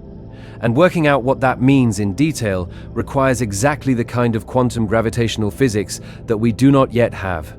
David Deutsch took a different approach to CTCs, using the many worlds interpretation of quantum mechanics. On his analysis, a billiard ball entering a CTC does not come out in its own past. It comes out in a parallel version of the past, a separate branch of the wave function. This eliminates the paradox by eliminating the requirement for self-consistency across a single timeline. What enters the wormhole on one branch comes out on another branch and interacts with a version of the ball that has not yet entered the wormhole. No loop, no paradox. Deutsch's approach depends on accepting the many worlds interpretation, which remains controversial, but it illustrates how different interpretations of quantum mechanics give genuinely different answers to the billiard ball problem, not just different ways of describing the same physics. What the billiard ball problem ultimately asks is whether the universe has a structure that prevents inconsistency from arising, and if so, what that structure is and how it enforces itself. That is not a trivial question, and a billiard ball rolling toward a wormhole is as good a place as any to start looking for the answer. What do you find more unsettling, that the ball might be caught in an impossible loop, or that quantum mechanics might quietly resolve the paradox by making the ball's path genuinely indeterminate until someone looks, and does knowing that the universe might have built-in machinery to prevent paradoxes make it feel safer or stranger? The paradox of hedonism. Most people, if asked what they ultimately want from life, will arrive at something like happiness, not in any complicated philosophical sense, just the ordinary experience of things being good, of feeling satisfied and content and engaged rather than empty or suffering. Happiness is the goal that seems to underlie all the other goals. You want the career because you think it will make you happy. You want the relationship because you think it will make you happy. You want the money, the recognition, the quiet evenings, the sense of having done something worthwhile. All of it traces back to the same underlying aim. The paradox of hedonism says that this aim undermines itself when you pursue it directly. Happiness cannot be chased. The more deliberately and self-consciously you pursue it as a goal, the more reliably it eludes you. And the people who seem to find it most fully are generally those who are not looking for it, who are absorbed in something else, in work or people or problems, and found that happiness arrived as a byproduct of that absorption rather than as the destination they were heading toward. John Stuart Mill, one of the founders of utilitarian philosophy, discovered this in his own life in a way that shocked him. He had been raised by his father to be a calculating machine of rational happiness maximization. Trained intensively from childhood in logic, philosophy, and economics, all aimed at the utilitarian goal of producing the greatest happiness for the greatest number. At 20 years old, he had a mental crisis and asked himself whether achieving all the utilitarian aims he had been trained toward would actually make him happy. The answer that came back was no, and the no devastated him for months.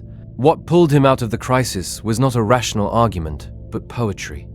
He encountered the poems of Wordsworth, which did not argue for happiness or explain how to achieve it, but simply expressed and evoked certain feelings about nature and human experience, and something in him responded to it in a way that restored his ability to feel. He later wrote that happiness must be treated not as a direct end, but as an incidental result of aiming at something else.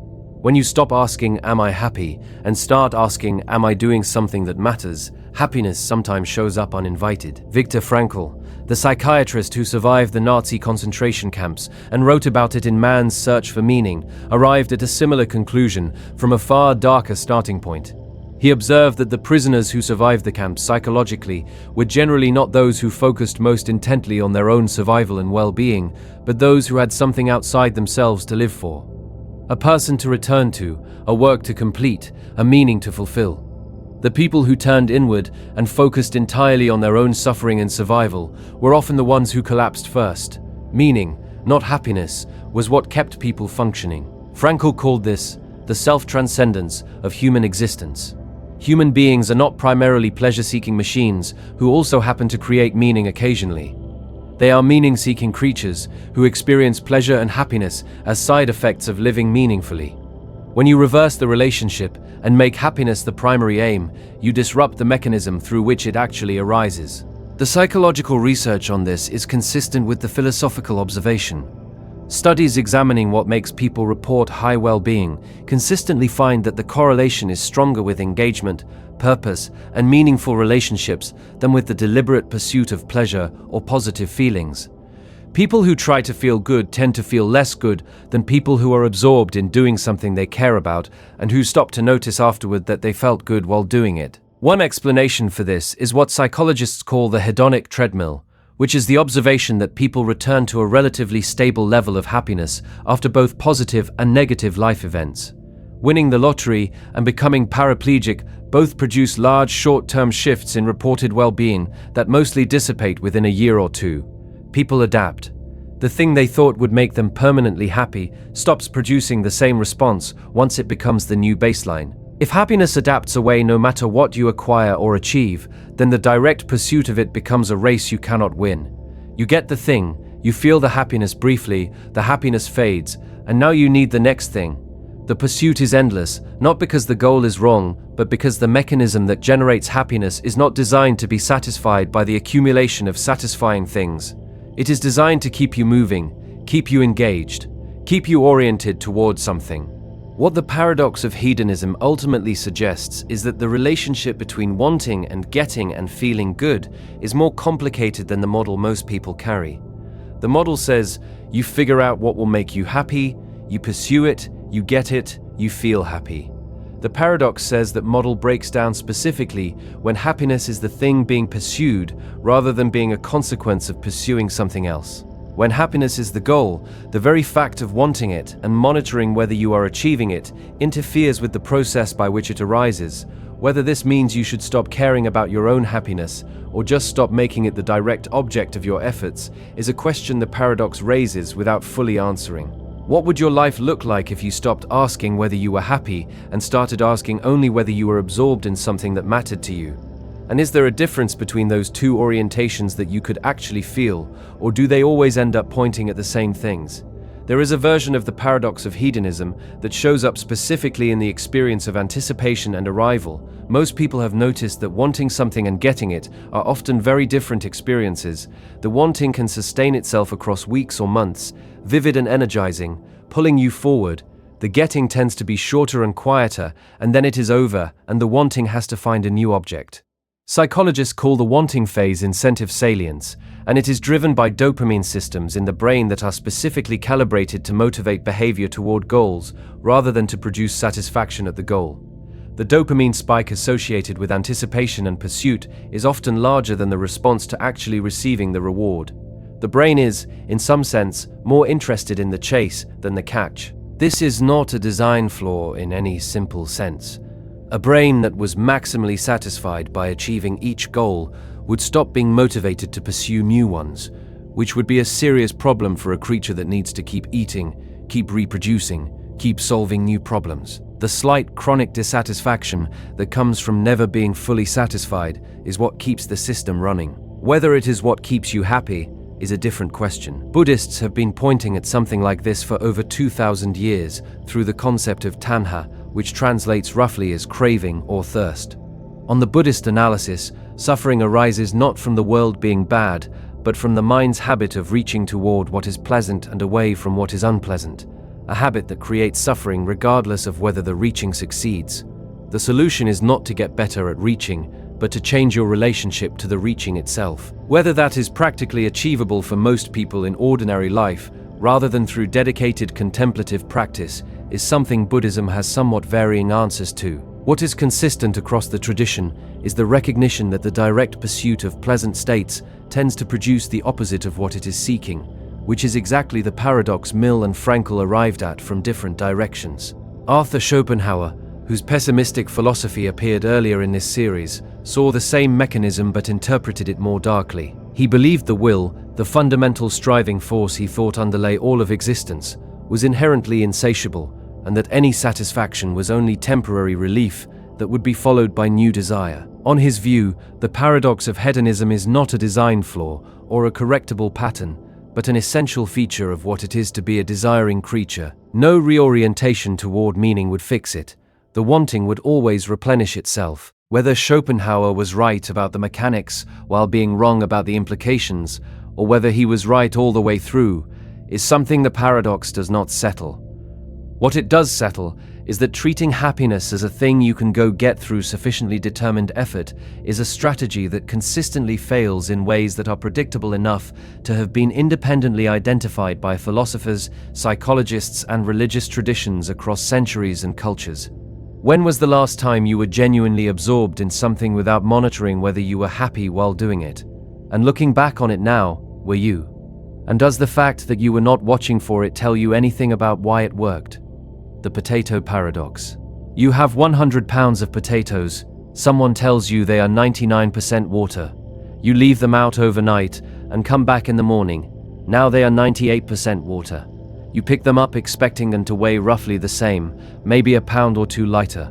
Instead, they weigh 50 pounds. You have lost half the weight of your potatoes by changing the water content by a single percentage point.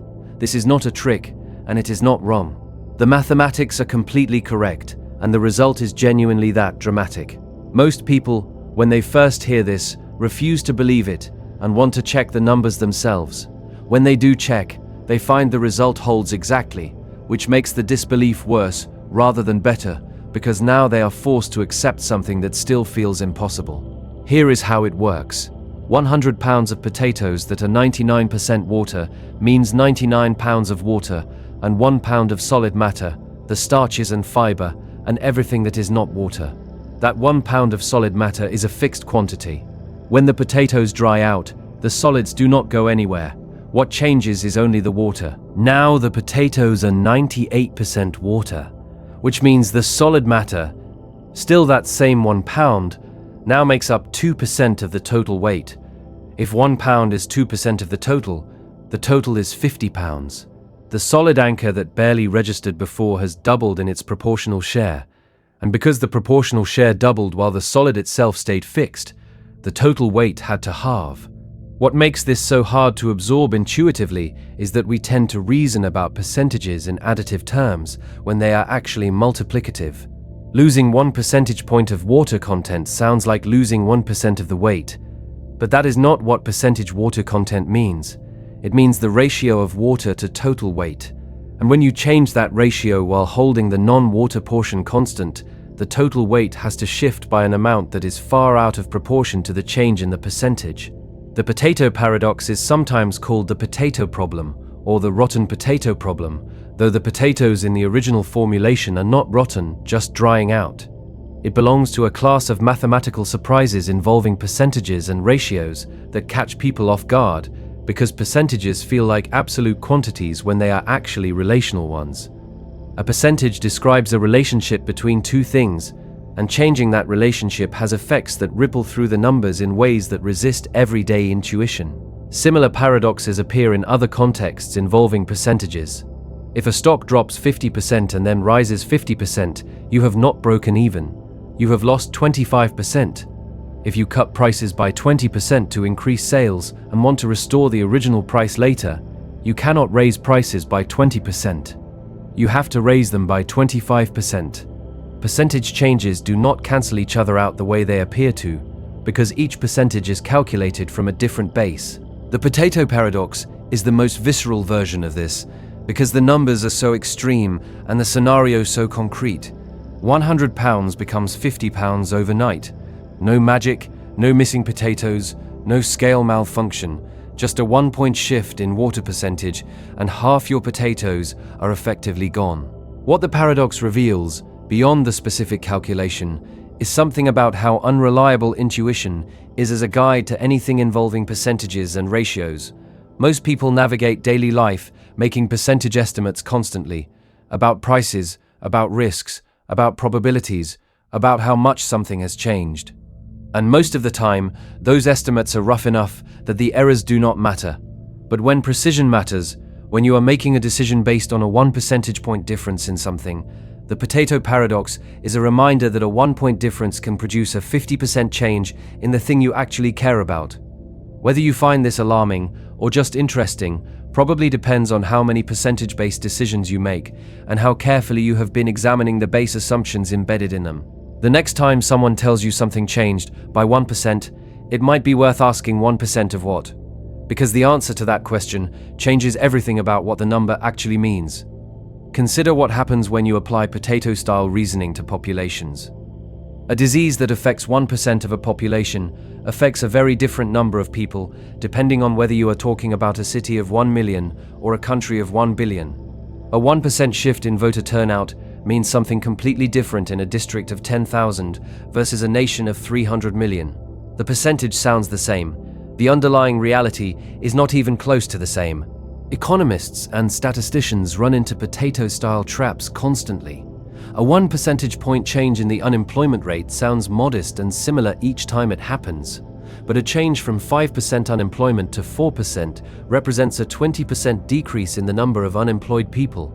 A change from 50% to 49% represents a 2% decrease. Same numerical distance in percentage terms, wildly different in terms of what actually changed. Whether the potato paradox surprises you or you saw it coming from the start probably tells you something about how fluently you think in ratios rather than in absolute quantities.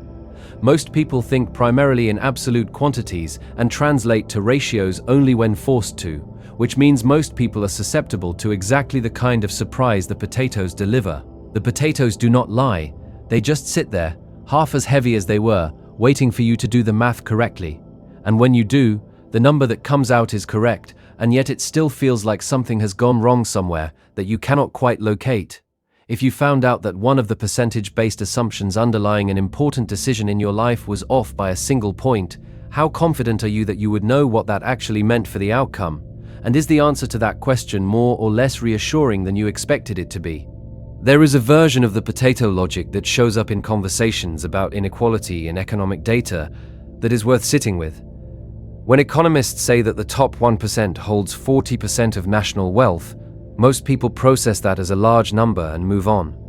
But the potato paradox asks you to look at what happens when that percentage shifts. If the top 1% goes from holding 40% to holding 41%, the bottom 99% goes from holding 60% to holding 59%. A 1-point shift in one group's share corresponds to a 1.67% decrease in the absolute wealth available to everyone else. Whether you think that is significant or trivial depends on your values rather than the mathematics. But the mathematics itself is doing something potato-like, where a small percentage change at the top produces a proportionally larger change in relative terms for the much larger group at the bottom. The paradox does not settle any political questions. What it does is clarify that when you are reasoning about percentage shares rather than absolute quantities, the intuitive sense of how much a change matters can be very wrong in either direction. Changes can be smaller than they look in absolute terms, or larger, depending on which base you are calculating from and what else is held constant. Mathematicians tend to be careful about this. Scientists are trained to be careful about this. Most people doing mental arithmetic about the costs and benefits of everyday decisions are not particularly careful about this, which means the potato paradox is not just a clever puzzle, but a genuine description of how numerical errors enter ordinary reasoning. When was the last time you made a decision based on a percentage without checking what the base was that the percentage applied to? And is there a decision you made recently where getting that wrong would have changed what you did? One more dimension of the potato paradox worth noting before moving on. The paradox involves a change that is genuinely tiny in one sense and enormous in another, and both descriptions are accurate simultaneously. Losing 1 percentage point of water content is tiny, losing 50% of your total weight is enormous. Both are true descriptions of the same event. This dual description problem appears in many other places. A drug that reduces the risk of a disease from 2% to 1% has halved the relative risk, which sounds dramatic, but has reduced the absolute risk by 1 percentage point, which sounds modest. Both are accurate. Which one you lead with shapes how the drug is perceived. Whether that shaping is honest depends on context, but the potato logic makes clear that the choice between absolute and relative framing is never neutral. Half your potatoes are gone, 1% of the water is gone, same potatoes, same night, same scale. Just different ways of counting the same loss, and the potatoes do not care which way you describe them. Peto's paradox. If you had to guess which species gets cancer most often, you might think the answer would correlate with body size. Larger animals have more cells. More cells means more cell divisions over the course of a lifetime. More cell divisions means more opportunities for the kind of genetic copying error that produces a cancerous mutation. A blue whale has roughly 1,000 times as many cells as a human being and lives for over a century. By simple arithmetic, it should be riddled with cancer. And yet blue whales rarely get cancer. Neither do elephants. Neither do most large, long-lived mammals, despite having orders of magnitude more cells and far longer periods of exposure to the kind of replication errors that cause cancer in humans. Sir Richard Peto, an Oxford epidemiologist, noticed this pattern in the 1970s and pointed out that it made no sense given the straightforward arithmetic of cell replication. His observation became known as Peto's Paradox, and it has driven an enormous amount of research in cancer biology over the past 5 decades. The paradox matters because it implies that large animals must have evolved cancer suppression mechanisms that are both more sophisticated and more effective than those in smaller animals. Natural selection could not have allowed the emergence of large, long-lived species without also selecting for whatever those mechanisms are. An elephant ancestor that lacked robust cancer suppression would have died of cancer long before reproducing, and elephant-sized creatures would never have persisted. So evolution must have solved a problem that human oncology has been struggling with for decades. When researchers looked at elephant genetics in detail, they found something remarkable. Elephants have 20 copies of a gene called TP53, which produces a protein called P53 that is one of the primary tumor suppressors in mammalian cells.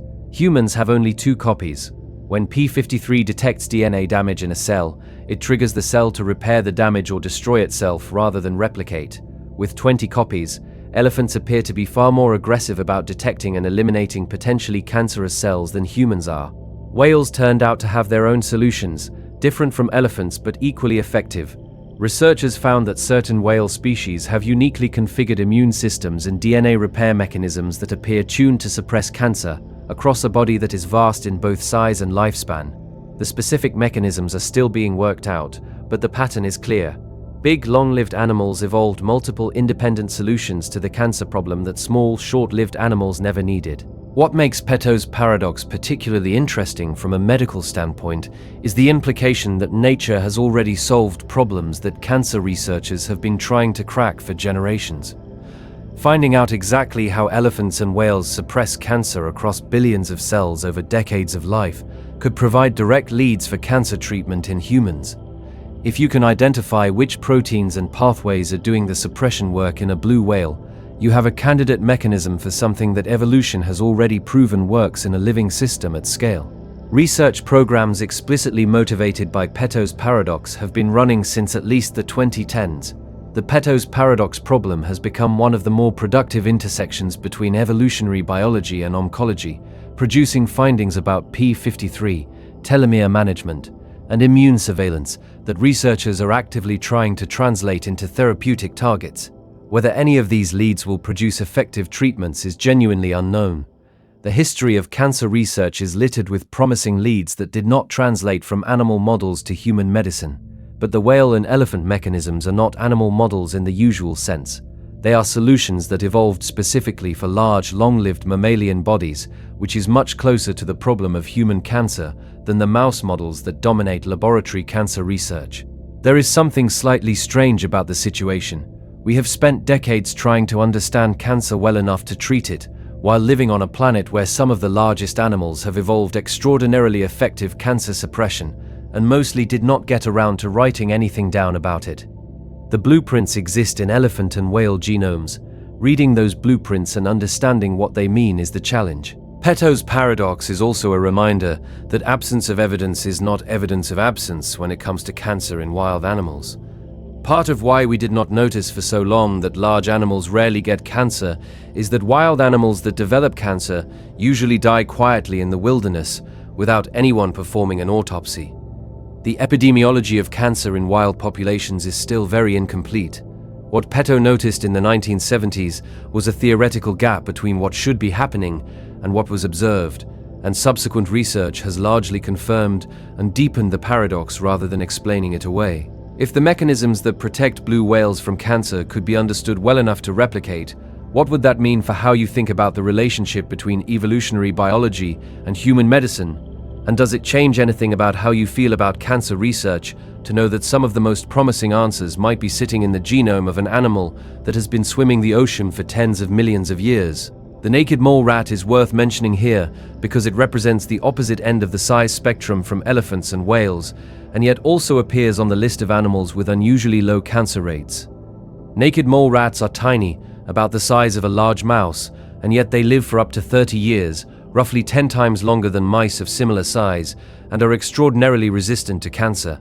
They do not appear to follow the pattern Peto's paradox describes, because they are small animals that should have a cancer rate closer to mice rather than closer to elephants. Researchers investigating naked mole rats found that they produce an unusual version of a molecule called hyaluronan, which is found in all mammals, but in a much larger and more stable form in naked mole rats. This unusually large hyaluronan appears to create a very tight packing around cells that prevents the overcrowding that typically triggers the runaway cell replication characteristic of cancer. When researchers bred naked mole rats without this particular version of hyaluronan, the animals developed cancer at much higher rates. So the naked mole rat solves the cancer problem through a completely different mechanism than the elephant, which solves it through a different mechanism than the whale. 3 evolutionary lineages, 3 completely different solutions to the same problem. And all 3 solutions were invisible to medical researchers until someone thought to ask why large and long-lived animals did not get cancer at the rate arithmetic predicted they should. Peto's paradox is a good example of what sometimes gets called a negative result generating positive knowledge. The observation that large animals do not get cancer as much as they should is, on its face, just an absence. But that absence pointed at something real and important that positive evidence had not revealed. Looking at what does not happen, and asking why it does not happen when it should, has turned out to be one of the more productive questions in cancer biology. Whether you find that more surprising or less surprising than the solutions themselves says something about how you expect scientific knowledge to accumulate. Most people assume that medical progress comes from studying disease.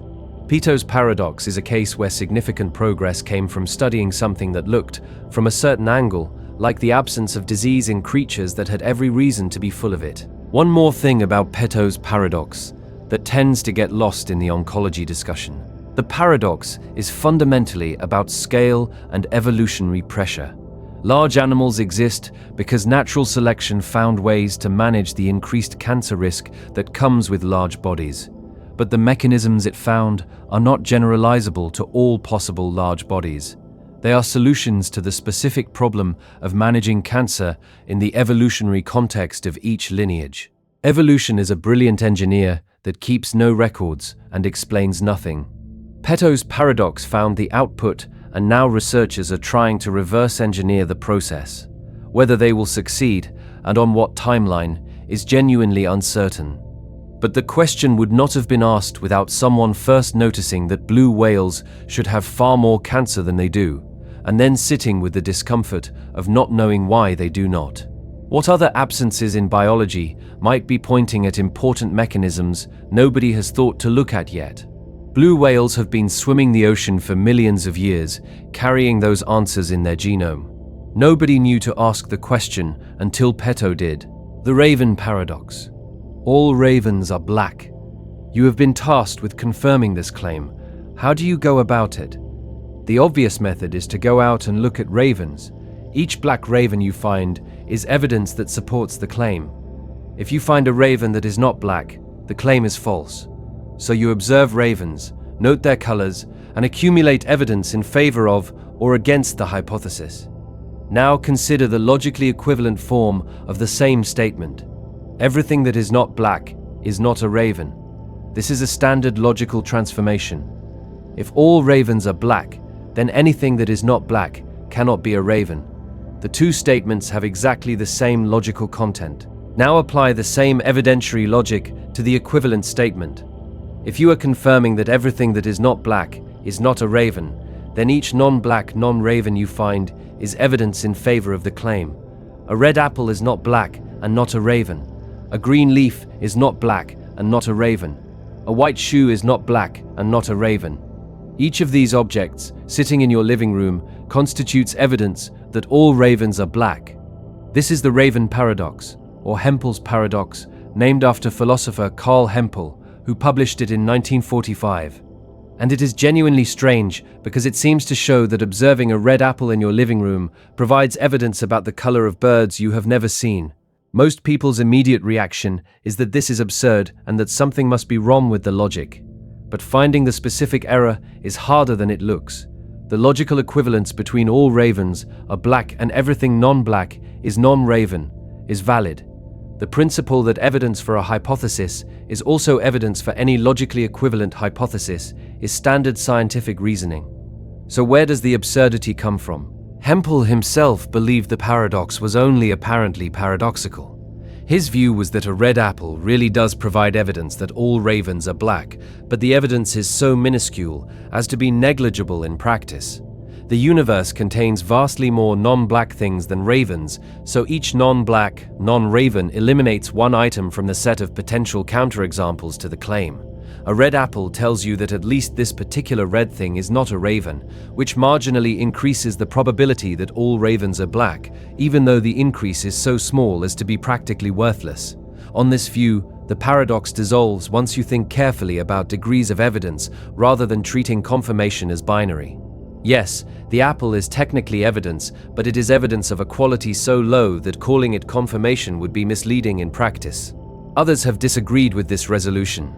Philosophers of science have proposed that the paradox reveals a genuine problem with naive accounts of confirmation, the view that evidence works by simple accumulation of instances. If observing any instance of a property adds to the evidence for a generalization about that property, the paradox follows and cannot be easily dismissed. Some resolutions invoke the idea of relevance. A red apple is only evidence for all ravens are black if you sampled it randomly from the universe of all objects. If you picked up a red apple because you were looking for red apples, its non-raven status tells you nothing about ravens because your sampling method was not designed to be informative about ravens. Evidence only confirms a hypothesis if the way it was gathered is sensitive to whether the hypothesis is true. Reaching into a bag of apples and finding none of them are ravens does not tell you much about ravens. Whether this resolution fully satisfies the paradox or just restates it in terms of sampling methodology is itself debated. The question of what makes evidence relevant to a hypothesis is one of the deeper problems in the philosophy of science, and the Raven paradox sits at the center of it. What the paradox reveals most clearly is that confirmation is not a simple relationship between observations and hypotheses. The same observation can be evidence for a hypothesis or irrelevant to it, depending on how you gathered it, what background knowledge you have, and which of many logically equivalent formulations you are applying it to. Evidence is not just a fact about the world. It is a relationship between the world, the hypothesis, and the reasoning process connecting them. Whether that makes scientific reasoning seem more or less reliable than you thought before encountering the paradox is a question the paradox does not answer. What it does is make visible the complexity that lies underneath what looks like a simple process of looking at things and drawing conclusions.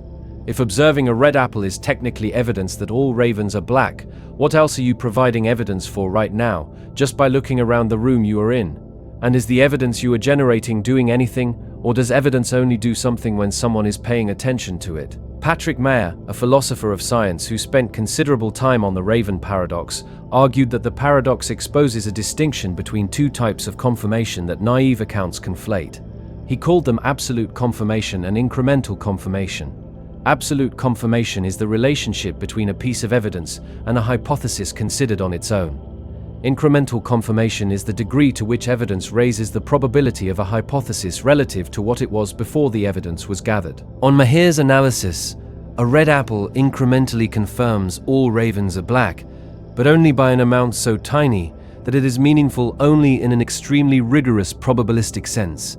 The practical scientist who ignores the apple is not making a logical error. They are correctly judging that the increment of confirmation is too small to be worth considering given the time and effort of gathering more apples.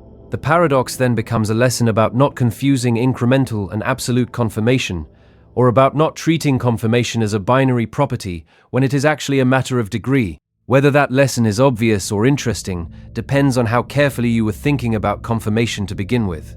Nelson Goodman, working around the same time as Hempel, extended the puzzle in a different direction with his own paradox called the GRU problem. He pointed out that you could define a predicate like GRU, meaning green if observed before some future date and blue if observed after, and that all the emeralds you have ever seen are GRU just as surely as they are green. So why does the evidence confirm all emeralds are green rather than all emeralds are GRU? The answer has to involve something about which predicates are natural or projectable, which is itself a deep and unresolved question in the philosophy of language. The Raven paradox and the GRU problem are siblings, both pointing at the same fundamental question about what makes evidence relevant to a general claim. Between them, they suggest that the relationship between observations and hypotheses is considerably more complicated than the simple inductive logic most people assume is driving scientific reasoning. One of the things that makes the Raven paradox enduringly interesting is that it is so easy to state and so hard to dismiss. You can explain it to someone in 2 minutes, and then they spend the next 20 minutes feeling like there must be an obvious error they are not finding, because the conclusion is so uncomfortable, and yet the logic leading to it seems tight.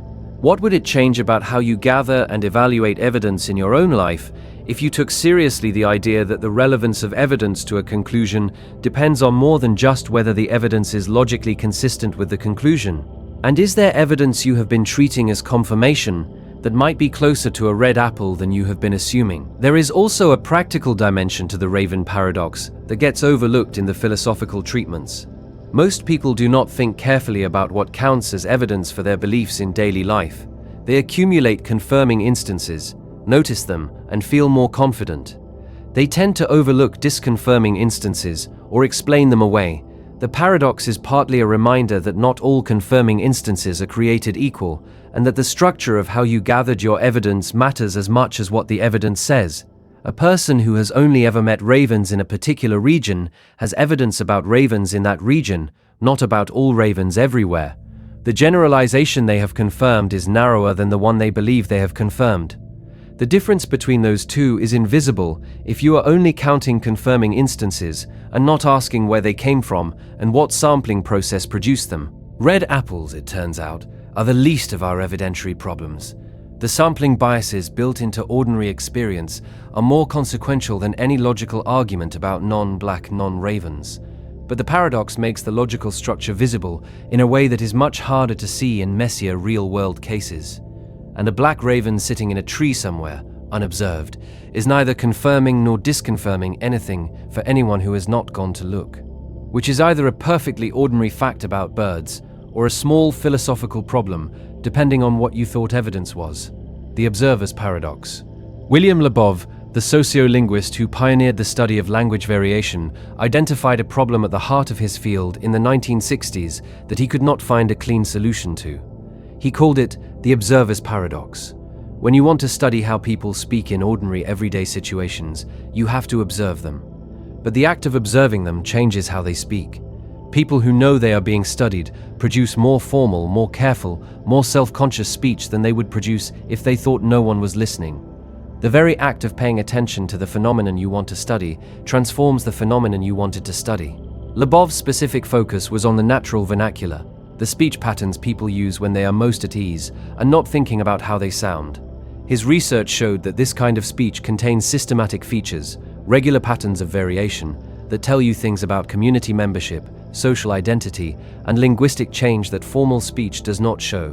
But formal speech is what you tend to get when someone puts a microphone in front of a person and says, "We are studying how you talk."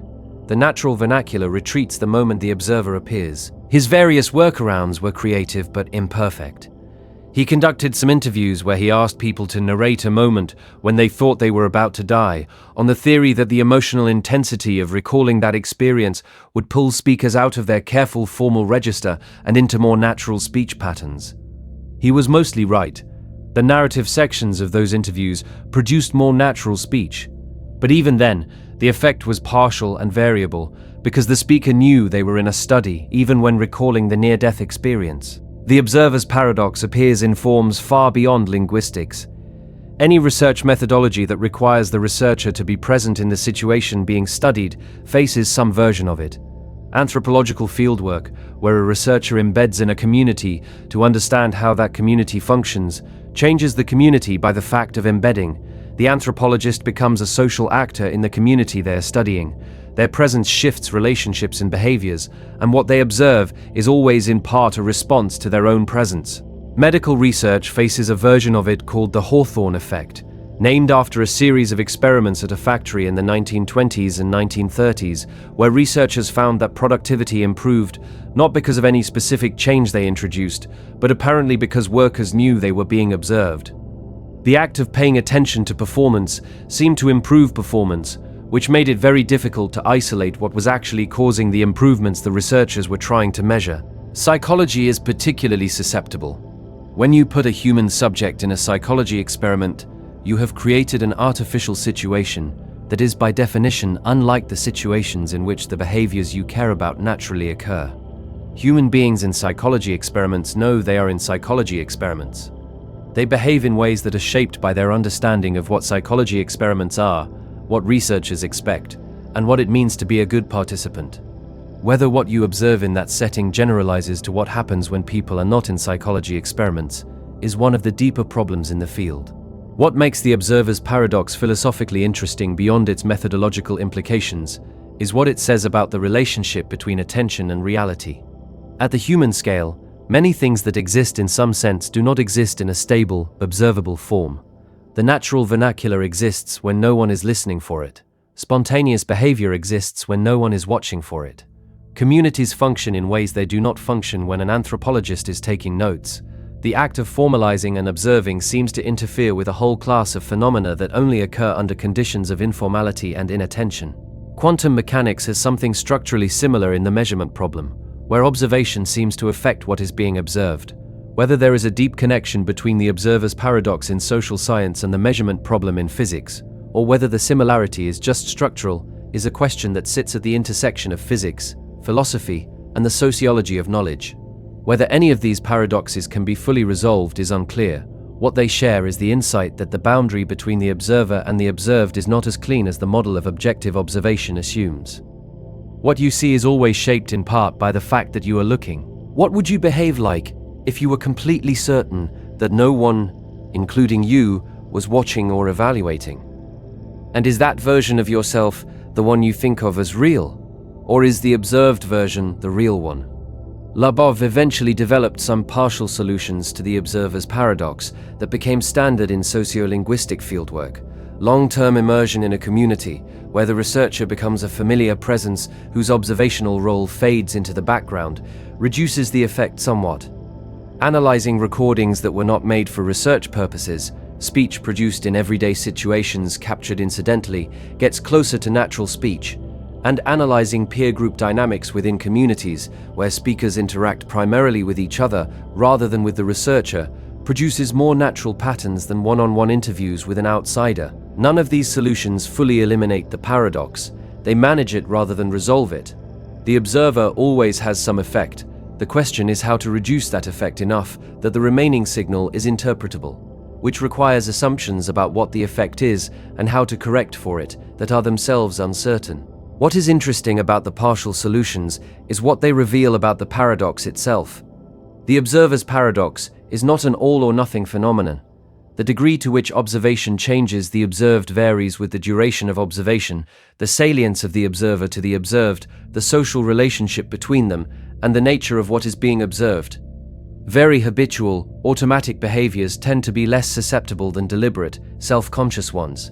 Languages shift toward the formal register under observation, but deeply ingrained phonological patterns are more resistant than vocabulary choices. This variability suggests that the paradox is not fundamentally about observation destroying some pristine natural state, but about observation altering the weighting of different behavioral repertoires that people always have available to them. People can speak formally or informally. Observation shifts the weighting toward formal. The informal is not destroyed but suppressed, available in other contexts and recoverable in the right conditions. Whether this more nuanced view of the paradox is reassuring or not depends on what you were worried about. If you are worried that observation makes natural behavior permanently inaccessible, the variability suggests it does not.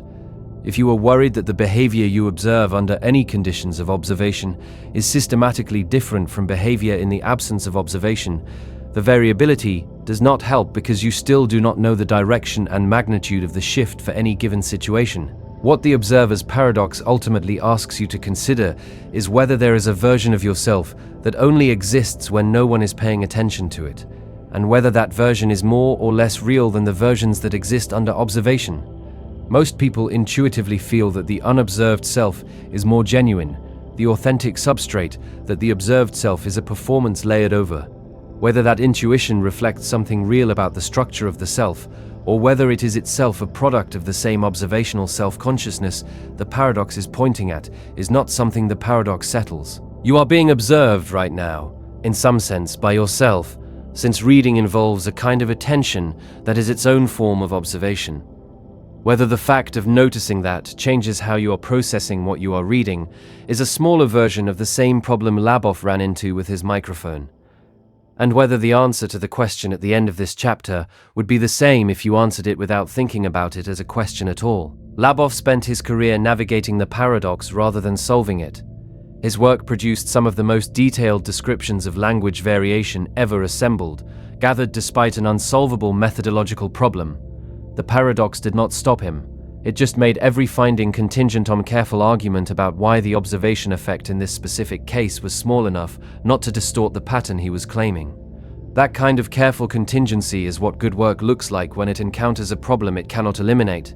What would it mean for how you pay attention to things if you took seriously the idea that paying attention always changes what you are paying attention to? And is the version of things that exists before you start noticing them the one you are actually trying to understand? Buridan's ass. A donkey stands exactly halfway between two identical bales of hay. Both bales are the same size, the same freshness, the same distance from the donkey. Every reason the donkey has to move toward the left bale is matched exactly by an equal reason to move toward the right bale.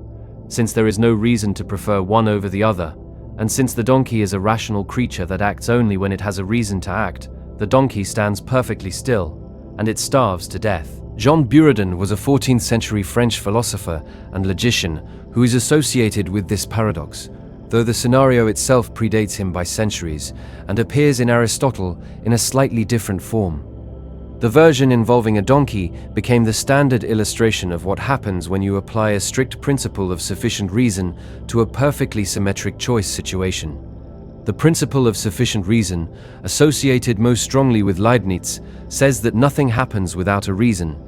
Every event, every action, every change has a sufficient cause or reason that explains it. Applied to the donkey, it produces a problem. If the donkey requires a sufficient reason to choose one bale over the other, and if the situation offers no reason to prefer either bale, then the donkey cannot act at all. The symmetry of the situation paralyzes it. Philosophers have proposed various ways out of this trap. Leibniz himself thought the scenario was physically impossible, that no real situation could ever be perfectly symmetric because space itself is not perfectly symmetric, because the history of the universe has given everything a slightly different context, because there is always some infinitesimally small difference between any two apparently identical situations that a sufficiently sensitive agent could respond to. So a real donkey would never face a truly symmetric choice. Something would always tip the scales, however slightly, in one direction. This resolution is physically reasonable but philosophically unsatisfying if you are trying to think about the principle of sufficient reason itself.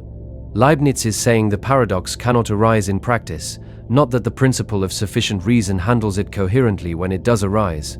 If you could construct a genuinely symmetric situation, the principle of sufficient reason would still leave the donkey starving. Others have argued that the right response is for the donkey to simply choose, arbitrarily, without sufficient reason. Some decisions can and should be made by random selection or by following a tiebreaker rule rather than by reasoning. Flipping a coin, going left by default, picking whichever option your eye lands on first. These are all ways of acting without a reason that picks between the options on their merits. And they are not irrational, because acting arbitrarily to escape a symmetrical impasse is itself a reasonable response to that impasse. Whether this resolution preserves the principle of sufficient reason or abandons it depends on how strictly you read the principle. If you say the sufficient reason for choosing the left bale was that it was on the left when I decided to apply a directional tiebreaker rule, you have preserved something like the principle while gutting it of most of its content. If you say the donkey just chose without any reason at all, you have violated the principle and shown it to be sometimes inapplicable. What Buridan's ass reveals is a genuine tension between two intuitions that most people hold simultaneously. One is that actions should be grounded in reasons, that a person or animal who acts without reasons is behaving arbitrarily in a bad sense. The other is that perfect symmetry should not be fatal, that having two equally good options should not prevent you from taking any action at all. Both intuitions resist being given up. And in the scenario Buridan describes, they seem to conflict directly. Human beings in practice handle symmetric choices all the time without starving. You are standing in front of two nearly identical breakfast cereals, and you pick one without agonizing over the choice.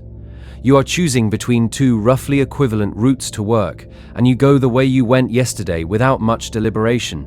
You are deciding between two movies that both appeal to you, and you pick based on which title your eyes focus on first.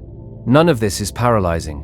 Whether this means the paradox is just a failure of imagination about how real decision-making works, or whether it is a genuine problem about the foundations of rational choice that human beings solve in practice through mechanisms that bypass strict rational deliberation, is itself an interesting question. If you found yourself genuinely unable to distinguish between two options and recognized that you needed to pick one, what would you actually do?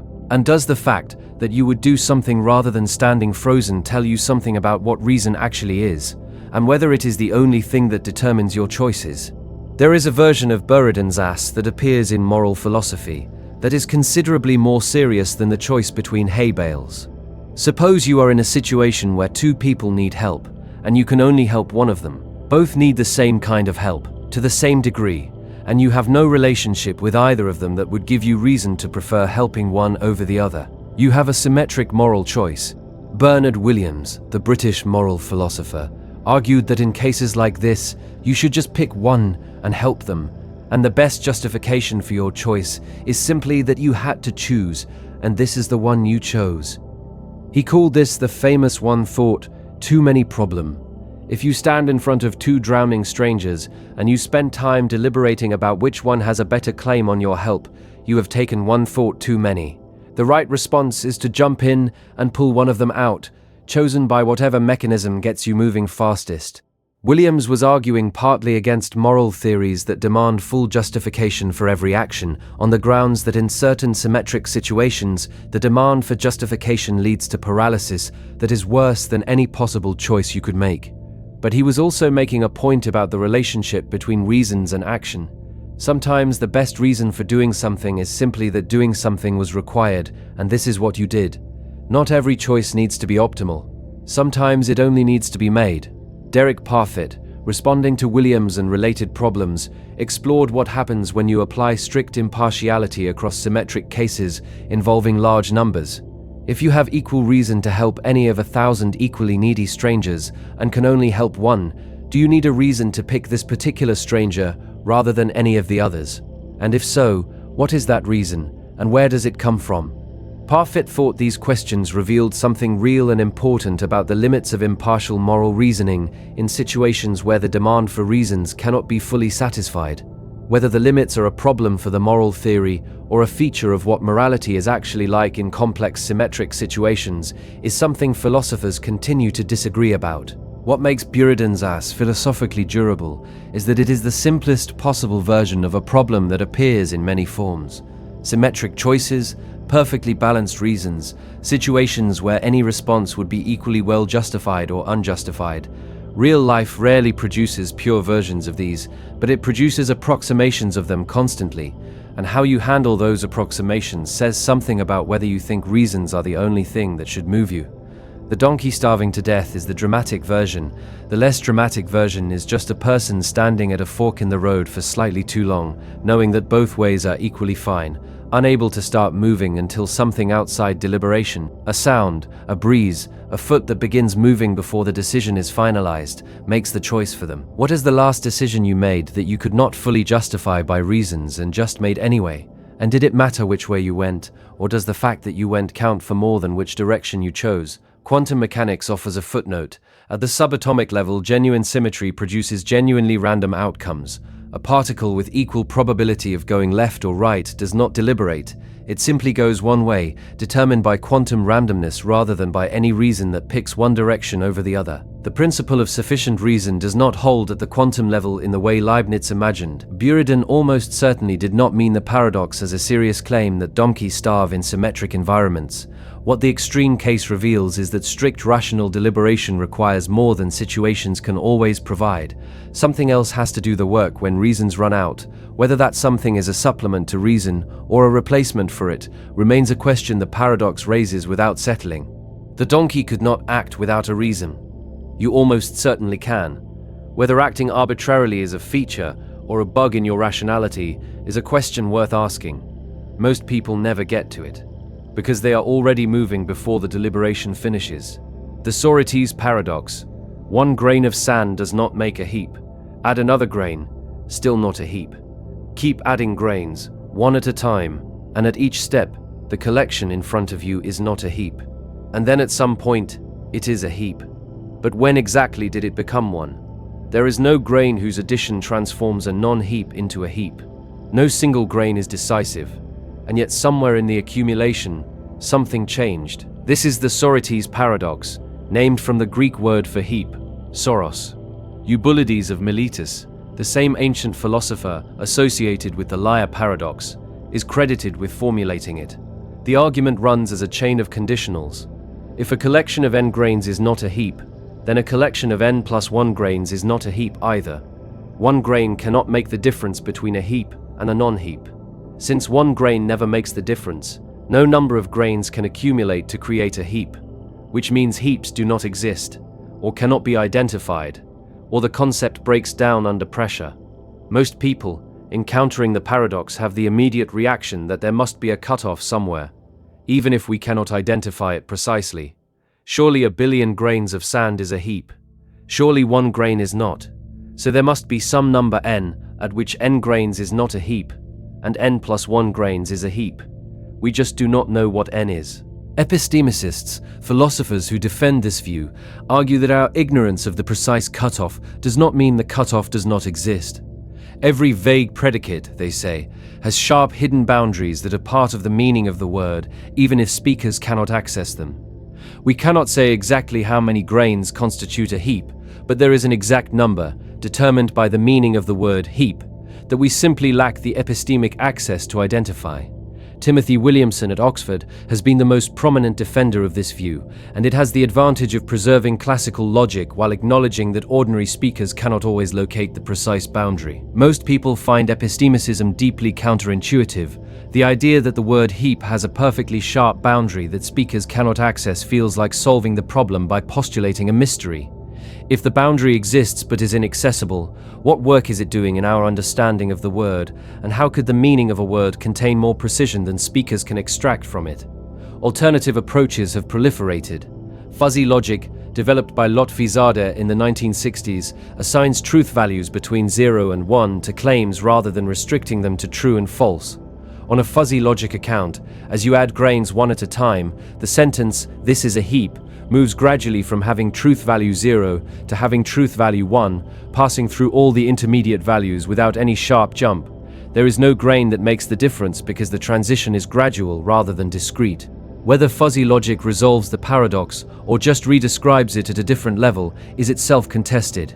You now have to ask when exactly a sentence graduates from truth value 0.4 to truth value 0.5, which faces the same kind of sharp boundary problem as the original question about heaps. Contextualists argue that the boundaries of vague predicates are determined not by the meaning of the word alone, but by the context of use. What counts as a heap in a casual conversation is different from what counts as a heap in an engineering specification. The word adapts its precision to the demands of the context, and there is no single context-independent answer to how many grains make a heap. What makes the Sorites Paradox interesting beyond the technical debates in logic is what it reveals about ordinary language and ordinary concepts. Heap is not an unusual or exotic word. It is a perfectly ordinary English word that everyone uses without confusion in everyday contexts, and yet when you press on it with logical tools, it falls apart. The concept cannot survive rigorous examination without either postulating inaccessible boundaries, replacing classical logic, or relativizing meaning to context. Almost every adjective in natural language is vague in the same way: tall, bald, old, rich, large, warm, fast, happy. You cannot draw a precise line between tall and not tall, any more than you can draw one between heap and non-heap. The vagueness is not a defect in these words. It is a feature that makes them usable in the enormous variety of contexts where people need to communicate about height, or wealth, or temperature without specifying an exact threshold. But the Sorites Paradox shows that this usability comes at a cost. When the logic is pressed hard enough, the concept fails to deliver a determinate answer. And whether that failure reflects a limitation of the concept, of the logic, or of the questions being asked, is something the paradox does not settle. How tall is tall enough to count as tall? And if you cannot answer that precisely, does that mean the word is broken, or just that it was never designed to bear the weight of that kind of precision to begin with? Derek Parfit used a version of the Sorite structure in his moral philosophy to generate what he called the repugnant conclusion. His argument runs as follows. A world with 10 billion happy people is better than a world with 1 billion happy people, all else being equal. A world with 10 billion slightly less happy people is not obviously worse than a world with 10 billion people at maximum happiness. By a series of small steps, each one intuitively acceptable, you can derive the conclusion that a world with an astronomically large number of people whose lives are barely worth living, just a tiny bit above the threshold of positive experience, is better than any world with fewer people at higher well-being. The conclusion is repugnant to most moral intuitions. And the argument that produces it has the Sorite structure. Each small step is acceptable, but the chain of small steps leads somewhere unacceptable. Whether you block the argument by denying one of the steps, by denying that the relationship is transitive, or by accepting the repugnant conclusion while arguing that your intuition against it is simply wrong, are all positions that philosophers of population ethics have defended. Parfit himself found the repugnant conclusion genuinely troubling and spent decades trying to find a theoretical framework that could avoid it. He did not succeed in a way that satisfied him or the field, and he acknowledged this openly. The Sorite structure of the argument seems to be part of why it is so resistant to clean resolution. Legal systems face versions of the Sorites Paradox constantly. When does a person become an adult? When does a collection of behaviors constitute harassment? When does an action become negligent rather than merely careless? Law responds to these questions not by finding the true metaphysical boundary, but by stipulating one, drawing an arbitrary line at 18 years for adulthood, at specific thresholds for blood alcohol level, at defined periods of time for statutes of limitations. The line is not discovered. It is decided, often somewhat arbitrarily, and then treated as if it were discovered. Whether the Sorites Paradox shows something deep about the nature of reality, or just something about the limitations of human conceptual schemes is itself an open question.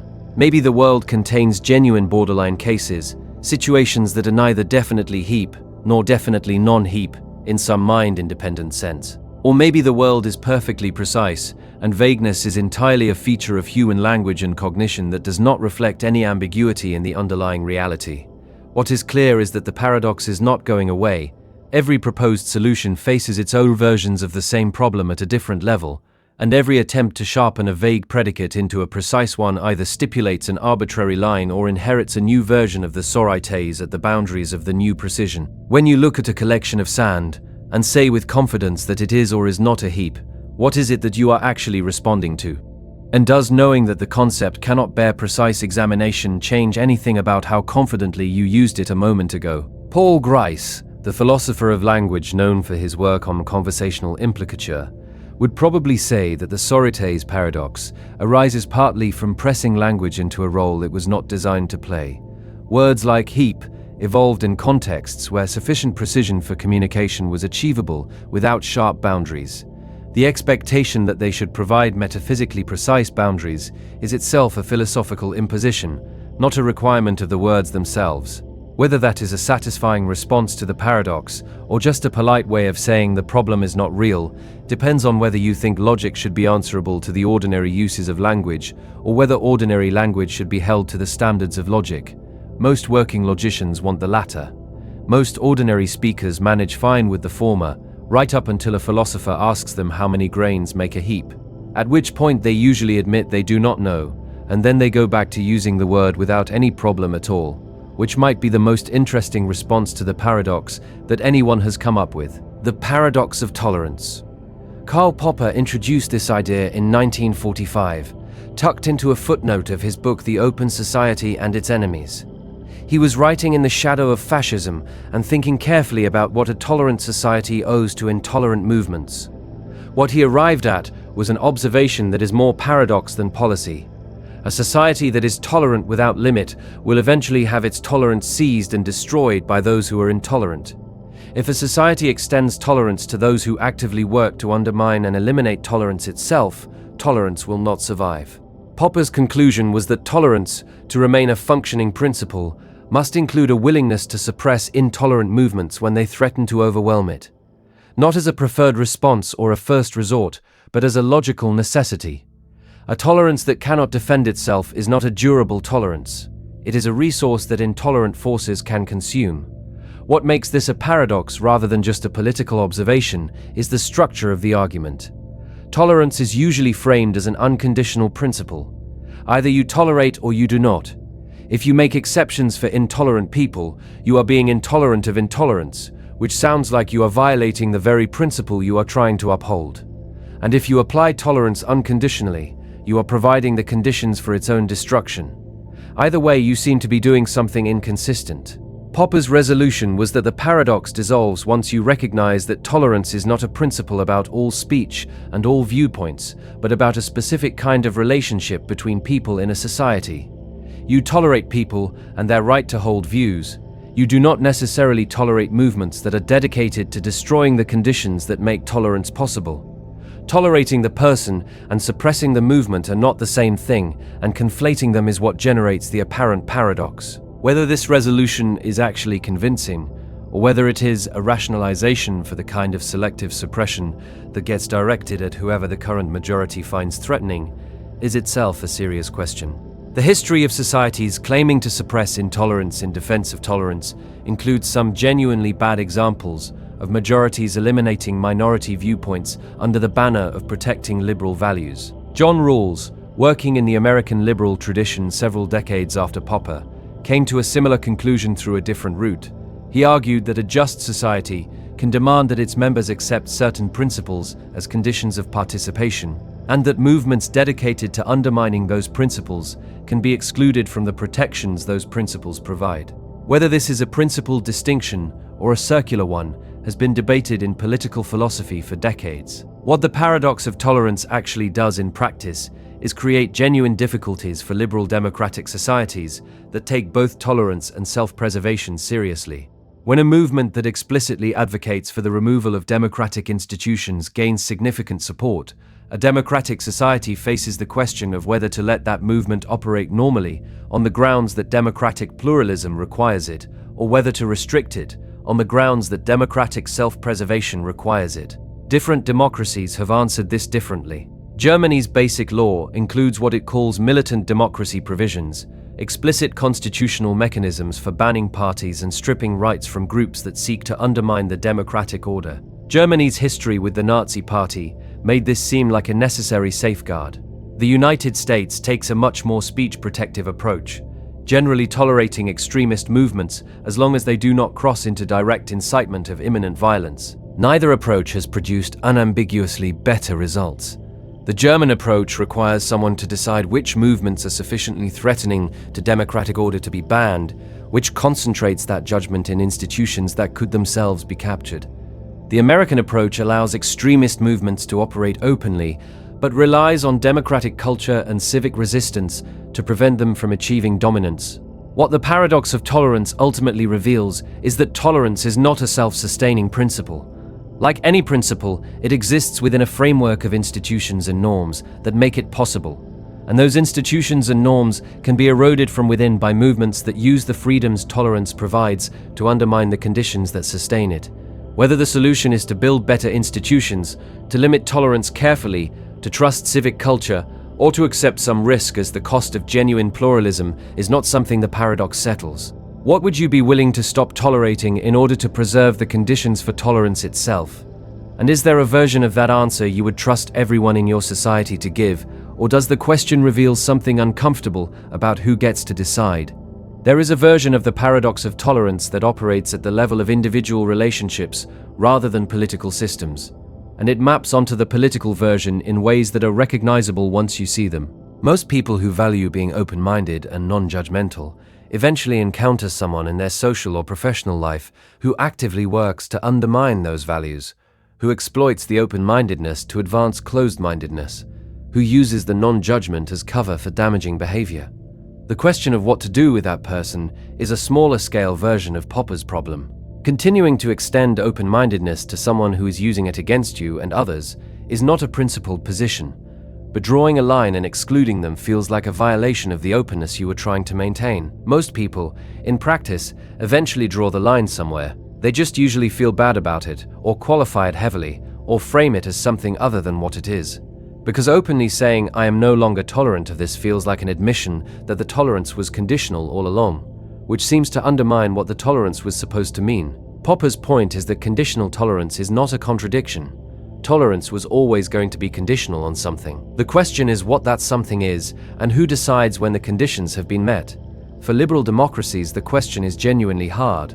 For individual people in individual relationships, it tends to be easier because the scale is smaller and the consequences of getting it wrong are more legible. Michael Walzer, the political philosopher, argued that Popper's paradox is best understood not as a logical puzzle, but as a practical design problem. How do you build institutions and norms that can defend themselves against being used to undermine themselves? His answer involved thinking about what he called complex equality, the idea that different spheres of social life have different distributive principles, and that the problem of tolerance arises from the erosion of those spheres by movements that want to impose a single principle everywhere. Whether Walzer's framework helps with the practical design problem is a question that political theorists continue to debate. What is clear is that the paradox itself has not been dissolved. Every proposed solution involves making a judgment about when tolerance should stop, which requires exactly the kind of substantive value commitment that unconditional tolerance was supposed to avoid. The tension is real and will not resolve cleanly. Any society that values tolerance also has to decide what to do about the people who value its opposite, and no institutional arrangement makes that decision without remainder.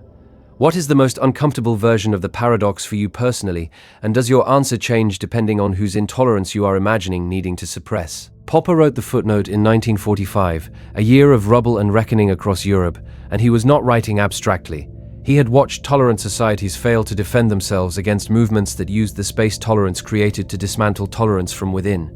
The paradox for him was not an academic puzzle, it was an autopsy. Whether the lessons he drew were the right ones, and whether the institutional arrangements that followed from them have held up over the 8 decades since, is a question that different countries have answered differently, and that events keep reopening. What has not changed is the underlying tension. A society that tolerates everything, including the active dismantling of tolerance, will eventually have no tolerance left to offer. A society that decides to suppress intolerance has to trust someone to make that call correctly and consistently, which is a considerable amount of trust to place in any institution. What would a genuinely stable solution to the paradox of tolerance look like? And does your answer depend on assumptions about human nature that you are confident are correct? And if those assumptions turned out to be wrong, what would happen to the solution? Most proposed solutions quietly embed assumptions about who can be trusted that the paradox itself calls into question. The Toxin Puzzle. A billionaire approaches you with an unusual offer. He will deposit $1 million into your bank account tonight. Before you do anything, all he asks is that tomorrow afternoon, at 2 o'clock, you drink a mildly unpleasant but completely harmless toxin. The toxin will make you feel ill for a few hours and then wear off with no lasting effects. You do not have to commit to anything publicly. You do not have to sign anything. You just have to genuinely intend, right now, to drink the toxin tomorrow. The money arrives tonight. By tomorrow morning it is already in your account. And here is the crucial part. You do not actually have to drink the toxin to get the money. The billionaire only requires that you intend to drink it now. Whether you follow through is irrelevant to the payment. You have already been paid by the time 2 o'clock arrives. So the question is, can you form the intention to drink the toxin? At first this seems trivially easy. You want $1 million. You intend to drink the toxin. Done, but think more carefully about what it means to form a genuine intention to do something. An intention is not just a decision you make in the moment. An intention is a commitment to a future action that persists and guides behavior toward that action. When you genuinely intend to do something, you plan for it. You do not look for reasons to avoid it. You follow through when the time comes unless something unexpected changes the situation. Now consider what happens when you wake up tomorrow morning with $1 million in your account. At that point, you have no reason to drink the toxin. Drinking it will make you feel ill for several hours. Nothing is contingent on it. The money is already yours. Any rational calculation at that moment says, do not drink the toxin. And you know tonight, when you are supposedly forming the intention, that this is what you will think tomorrow morning. So here is the puzzle. Can you form a genuine intention tonight to do something that you know you will have no reason to do tomorrow? If you know that tomorrow you will see no reason to follow through, is tonight you genuinely intending to follow through, or just pretending to intend, in order to collect the money. Gregory Kafka, the philosopher who devised this puzzle in 1983, thought the answer revealed something deep about the relationship between intention and rationality. A genuinely rational agent, he argued, cannot form the required intention. Rational intentions are responsive to reasons, and the agent knows that at the moment of action, there will be no reason to act.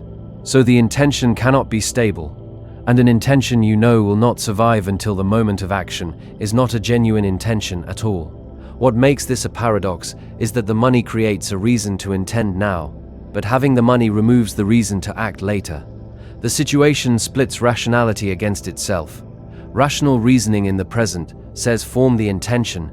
Rational reasoning projected forward says do not follow through.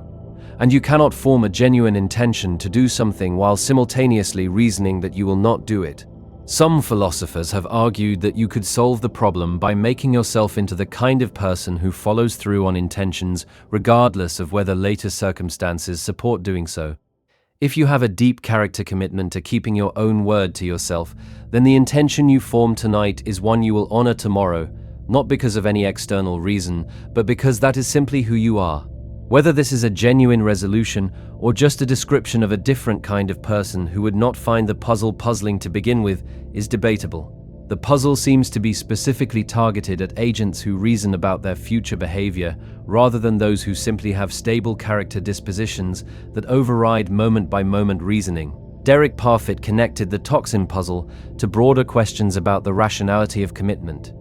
He argued that there are situations where it is rational to make yourself the kind of agent who will act in ways that are locally irrational because the ability to credibly commit to future actions produces better outcomes than the inability to commit.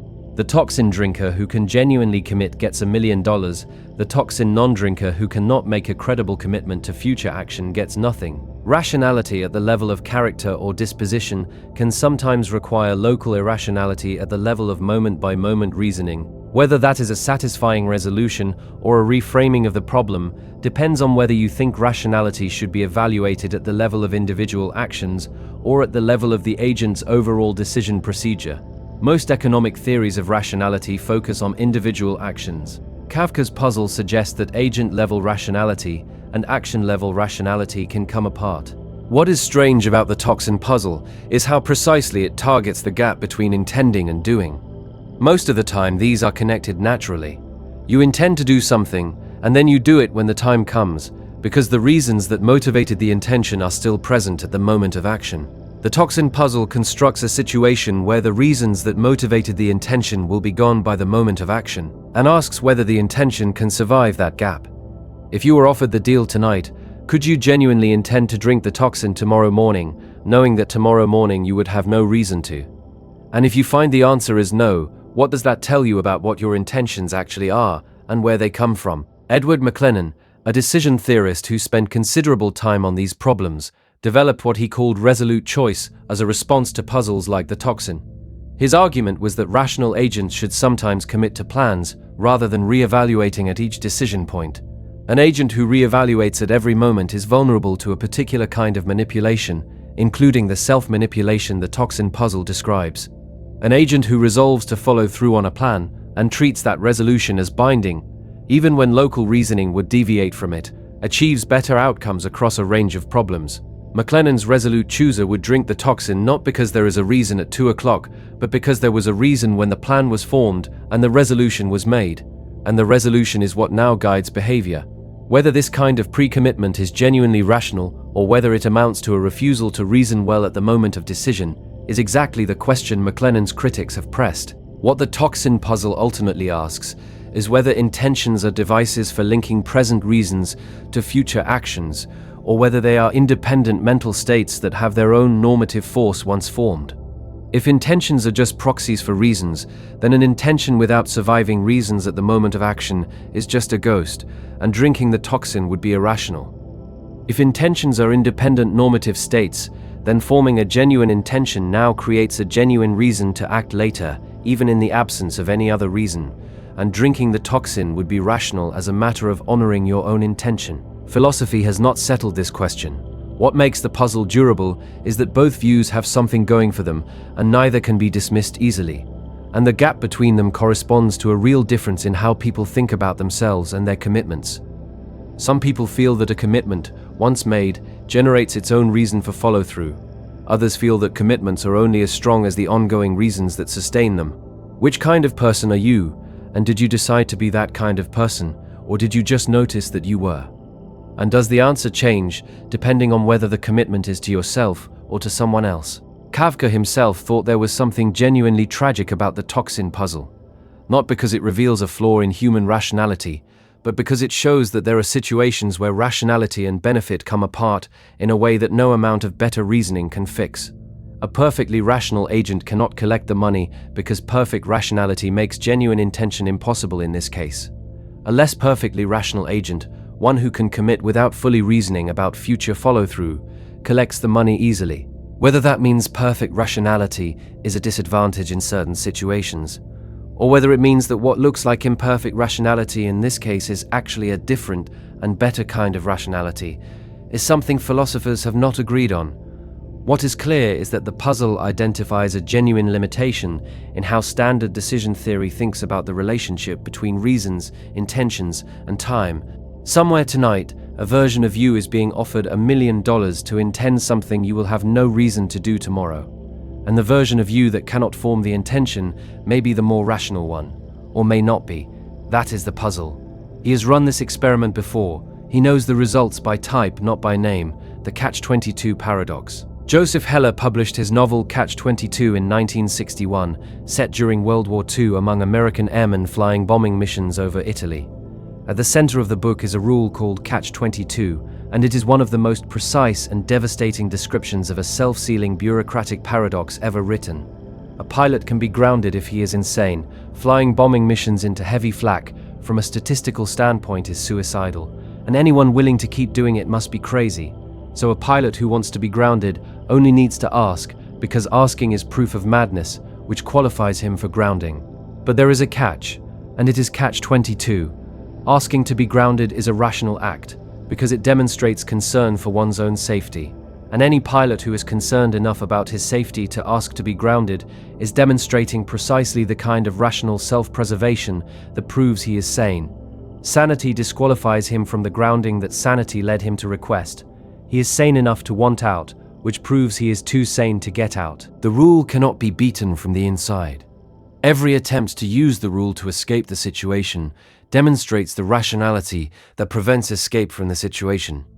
You are trapped not by force but by logic, or by what passes for logic when an institution decides to dress up its requirements in circular language. Heller meant Catch-22 as a satire of military and bureaucratic thinking, but the structure he identified is not confined to wartime. Bureaucratic Catch-22s appear constantly in civilian life. You need experience to get a job, but you cannot get experience without a job. You need credit history to get a loan, but you cannot build credit history without getting a loan. You need a permanent address to get a government ID, but you cannot get a permanent address without a government ID. Each of these creates a loop where the condition required to enter a system is only obtainable from within the system. What distinguishes a genuine Catch-22 from ordinary bureaucratic difficulty is the self-sealing quality of the loop. An ordinary bureaucratic obstacle can be overcome with enough persistence or by finding an alternative path. A Catch-22 is specifically structured so that the act of trying to use the rule to exit the situation proves that you do not qualify to exit the situation. Every escape attempt is simultaneously a disqualification from escape. The philosophical interest in the Catch-22 structure goes beyond satire. It connects to deeper questions about the relationship between rationality and institutional design. When an institution creates rules that cannot be satisfied from outside the institution, but can only be demonstrated from within it, the institution becomes self-sustaining in a way that has nothing to do with whether it is actually serving any purpose. The rule does not need to make sense, it only needs to be circular. Gregory Bateson, the anthropologist and communication theorist, described a related structure in family systems which he called the double bind. A double bind is a situation where a person receives two conflicting imperatives and is punished for responding to either one. A parent who tells a child to be spontaneous creates a double bind because deliberate spontaneity is not spontaneous. A person who is told to be more relaxed about the relationship creates a double bind because deliberately relaxing about something is not the same as actually being relaxed. The attempt to comply demonstrates non-compliance. Bateson argued that sustained exposure to double binds, particularly in childhood, can produce patterns of thought that are themselves contradictory, because the mind tries to adapt to a situation that cannot be resolved by any consistent response. Whether his specific clinical claims about double binds and schizophrenia have held up is debated, but the structural observation about self-sealing imperatives has proved durable. What Heller saw in military bureaucracy and Bateson saw in family systems are versions of the same thing. Systems can be structured in ways that make any attempt to navigate them according to their stated rules produce results that violate those rules. The response of the person caught in the system is not the problem. The structure is the problem.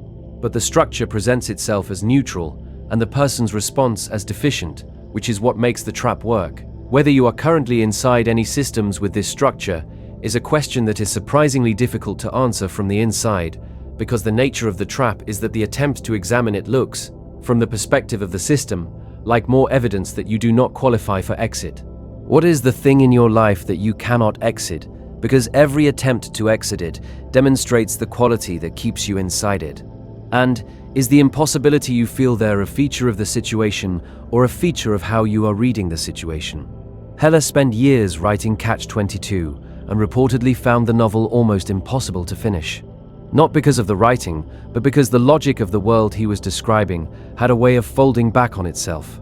Characters who tried to behave rationally within the system ended up trapped by the system's own logic.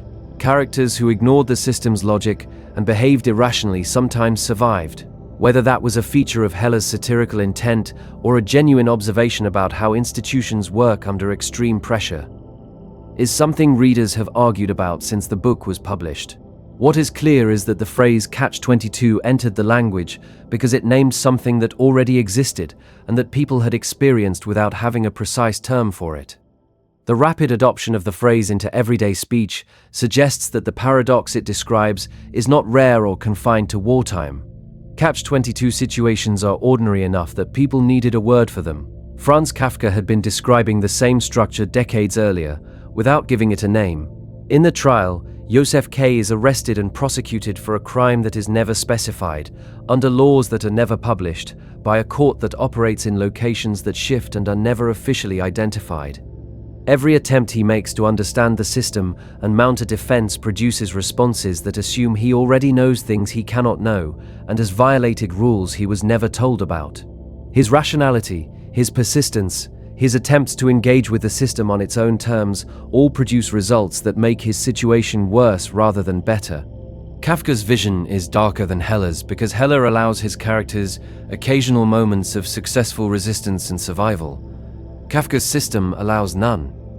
Whether that reflects a difference in the two writers' temperaments or in the institutions they were describing is hard to separate. What both writers saw was that institutional logic can become a closed system that produces results having no relationship to the purpose the institution was originally meant to serve. The rules generate outcomes, but the outcomes do not track any underlying goal. And the people inside the system, trying to navigate it, cannot see from the inside that the system has become self-referential rather than purposeful. Alan Watts, the philosopher who wrote extensively on Zen and on the nature of consciousness, described a parallel structure in certain kinds of self-examination. When you try to catch yourself being self-conscious, you are being self-conscious about your self-consciousness, which makes the original self-consciousness worse rather than better. The attempt to escape the trap confirms you are in it.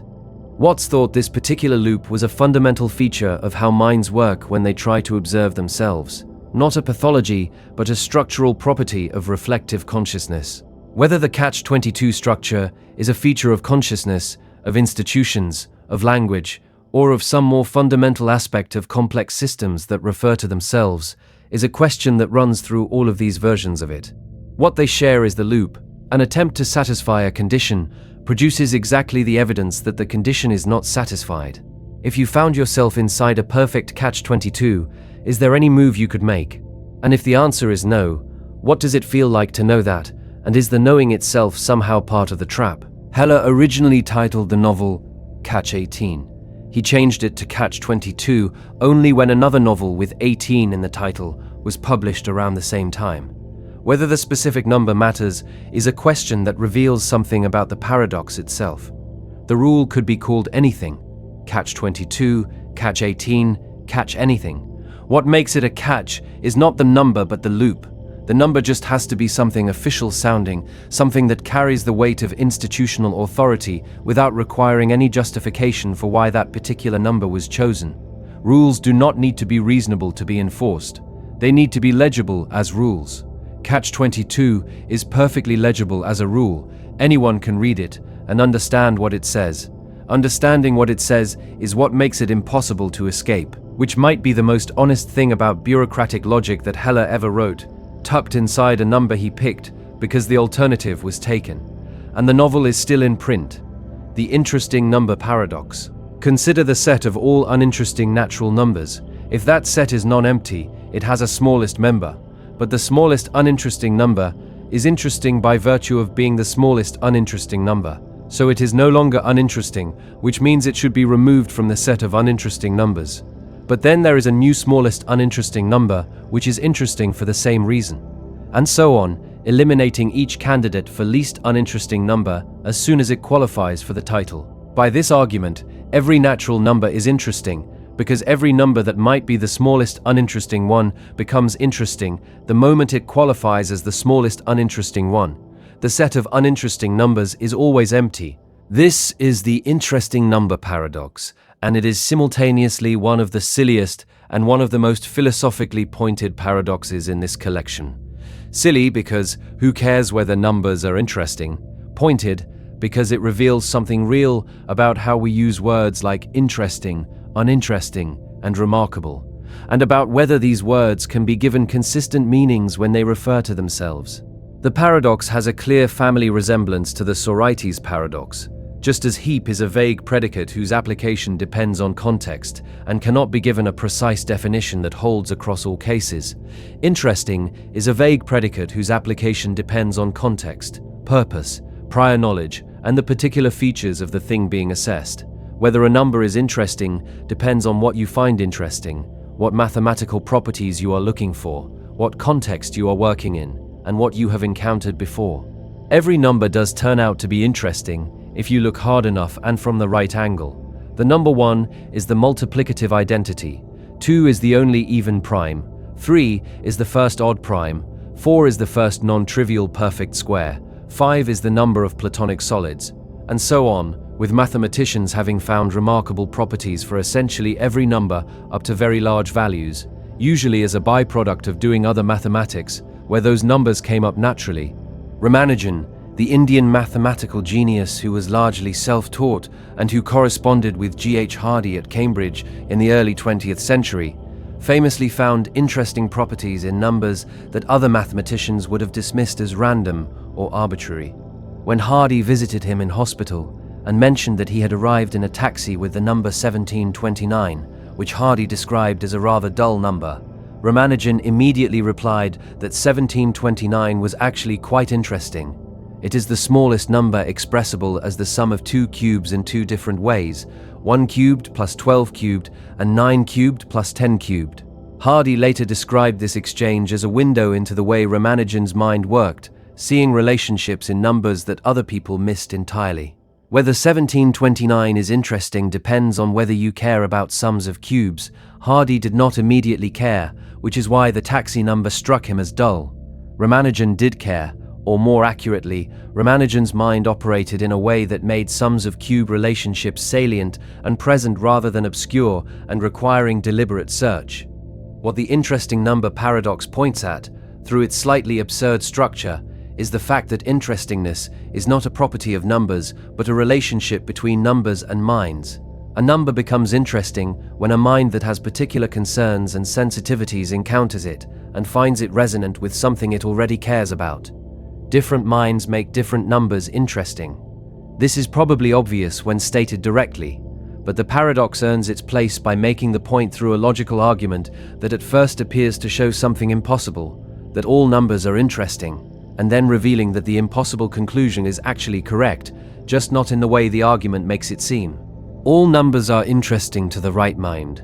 No number is interesting to a mind that has no relevant mathematical interests or sensitivities. The set of uninteresting numbers is empty relative to a mathematically saturated mind, and full relative to a mind that does not particularly engage with numbers at all. The paradox does not establish a universal truth about numbers. It establishes something about what interesting means and where it lives. Bertrand Russell, who spent considerable time on paradoxes of self-reference, would likely have seen the interesting number paradox as a case where a predicate is being applied outside its proper domain. Interesting is a predicate that belongs in discourse about the relationship between objects and subjects, not in discourse about objects considered independently of any subject. When you try to partition numbers into the interesting and the uninteresting, as if these were intrinsic properties of numbers themselves, you generate the paradox. When you remember that interestingness is relational, the paradox dissolves. Whether that dissolution is satisfying depends on whether you think it actually answers the original question or just restates it in different terms. The question of whether there are genuinely uninteresting numbers that no mind anywhere would ever find engaging, is harder to answer than it looks. What is the least interesting number you can think of right now? And does the fact that you are now thinking about it and trying to assess whether it is interesting make it more interesting than it was a moment ago? Neil Sloan created the online encyclopedia of integer sequences in the 1960s, initially as a personal collection of number sequences he encountered in mathematical research. It has grown into a database containing over 300,000 sequences, each associated with numbers that appear in some mathematical context or another. If a number appears in the database, it appears in at least one mathematical context that some mathematician somewhere found worth recording. Remarkably, virtually every natural number up to very large values appears in the database in some sequence or another. Not because mathematicians set out to make every number appear, but because the combinatorial richness of mathematics means that interesting sequences tend to include most small numbers eventually. Finding a number that appears in no known sequence has become progressively harder as the database grows, which is itself a mathematical observation. Whether this means every number is mathematically interesting, in some weak sense, or whether it just means the database reflects the limited set of sequences mathematicians have bothered to study, is genuinely unclear. What it suggests is that mathematical interestingness is not scarce. There is enough mathematical structure in even small numbers that finding something noteworthy about any given one is more a matter of patience and creativity than of the number having any inherent interest. John Conway, the mathematician known for the game of life among many other things, had a particular gift for finding unexpected structure in apparently ordinary numbers. He spent the last years of his life working on a project he called the Online Encyclopedia of Integer Sequences in a different way, trying to find and catalog mathematical properties that were genuinely surprising and that revealed something unexpected about the structure of numbers. Whether he found any numbers that resisted his attempts to make them interesting is something the mathematical community has not fully catalogued. What the interesting number paradox ultimately asks is whether interestingness is a feature of objects or a relationship between objects and attention. And if it is a relationship, whether a number becomes interesting only when a mind that finds it interesting exists, or whether it has a kind of latent interestingness waiting to be discovered by any mind that happens to look the right way. Whether there are things in the world, not just numbers but events, people, places, ideas, that are genuinely uninteresting in some deep sense, or whether uninterestingness is always a feature of insufficient attention or the wrong kind of attention, is a question the paradox raises without quite answering. What would you find if you looked at something you currently consider uninteresting with the same intensity that Ramanujan looked at 1729? And is the answer that nothing would be there, or that you cannot actually be sure until you look? There is a version of this that applies to people rather than numbers, and it is more uncomfortable. Every person, the argument goes, is interesting to someone who knows them well enough. The person who seems unremarkable from the outside has an inner life, a history, idiosyncrasies that would fascinate anyone paying close enough attention. Unremarkable people are people who have not yet found the right audience for what makes them specific. Ramanujan's 1729 did not know it was interesting until Hardy mentioned the taxi number, and Ramanujan lit up.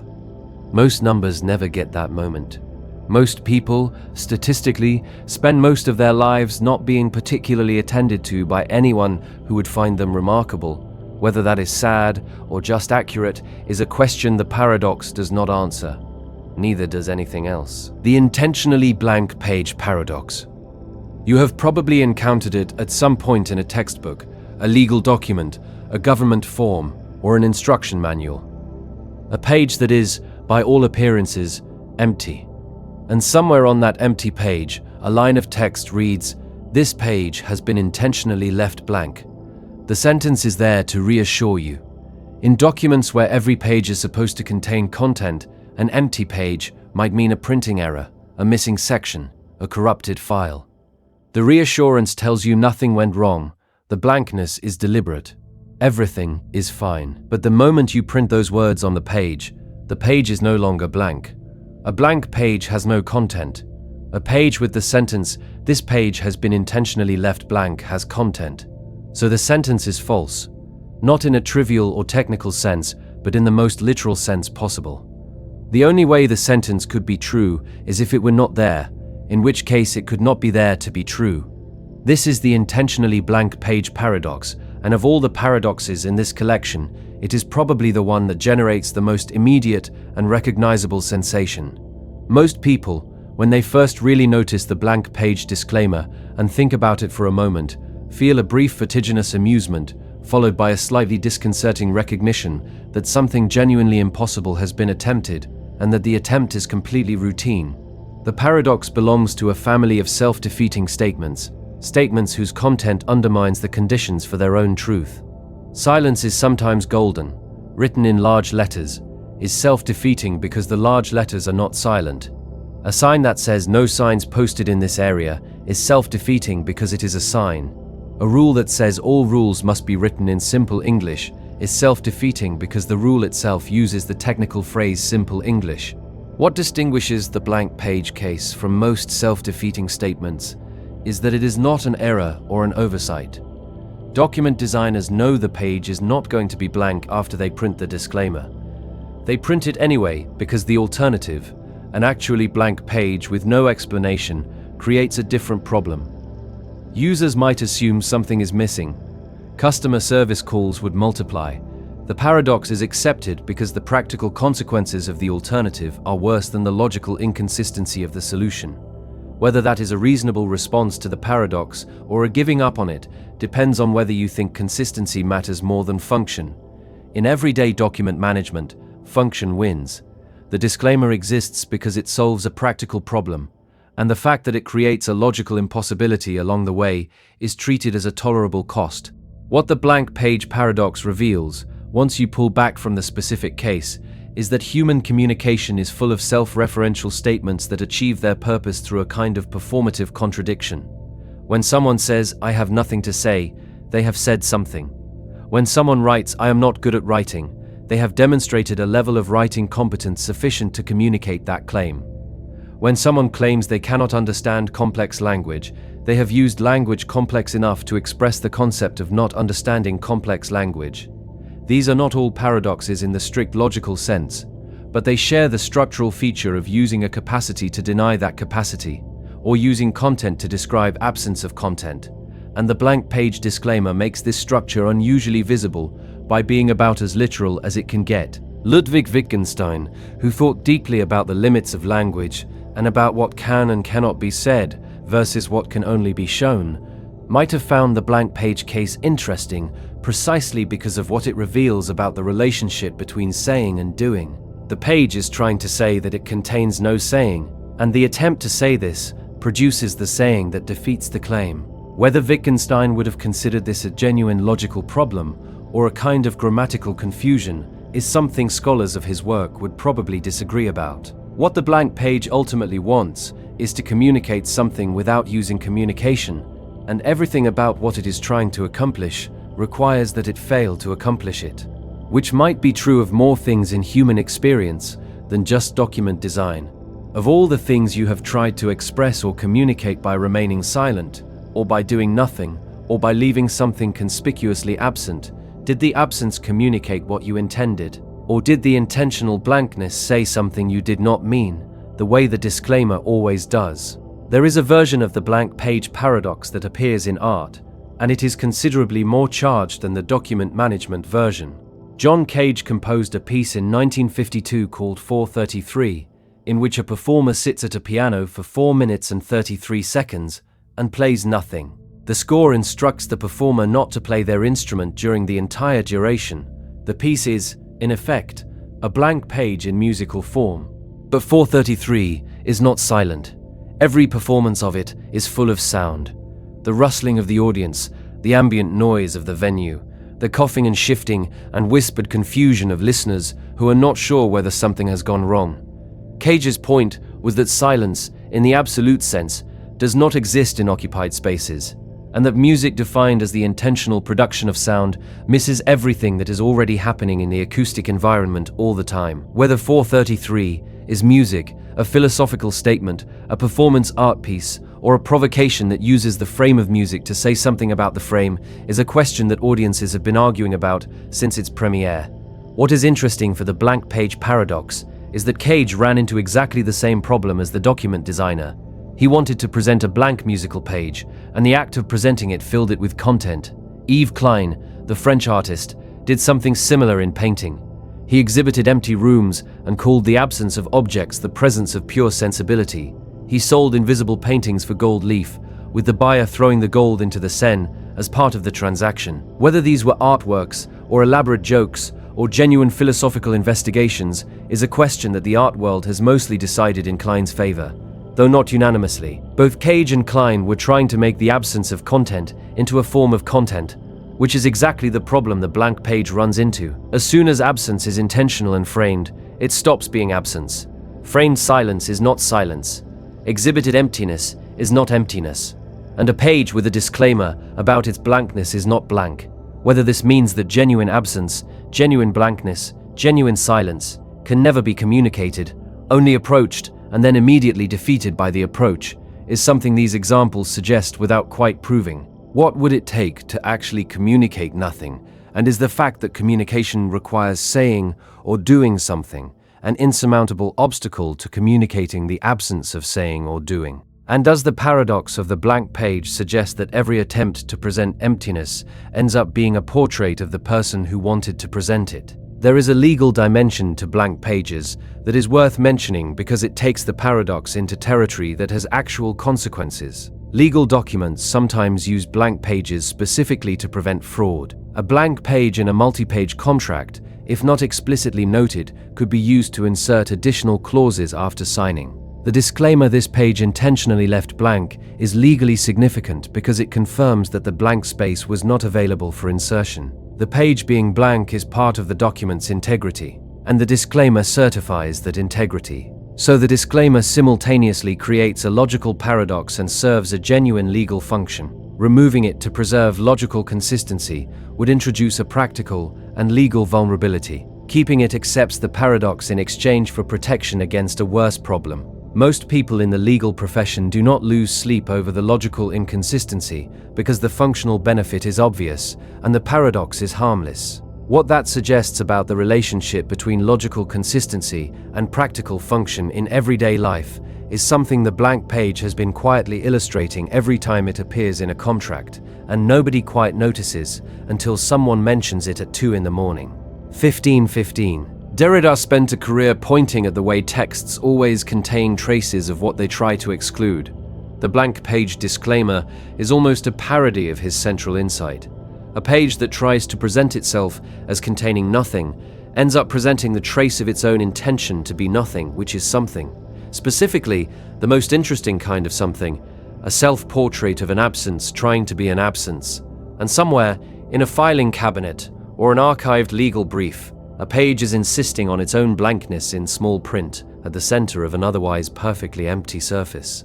And it is wrong, and nobody minds.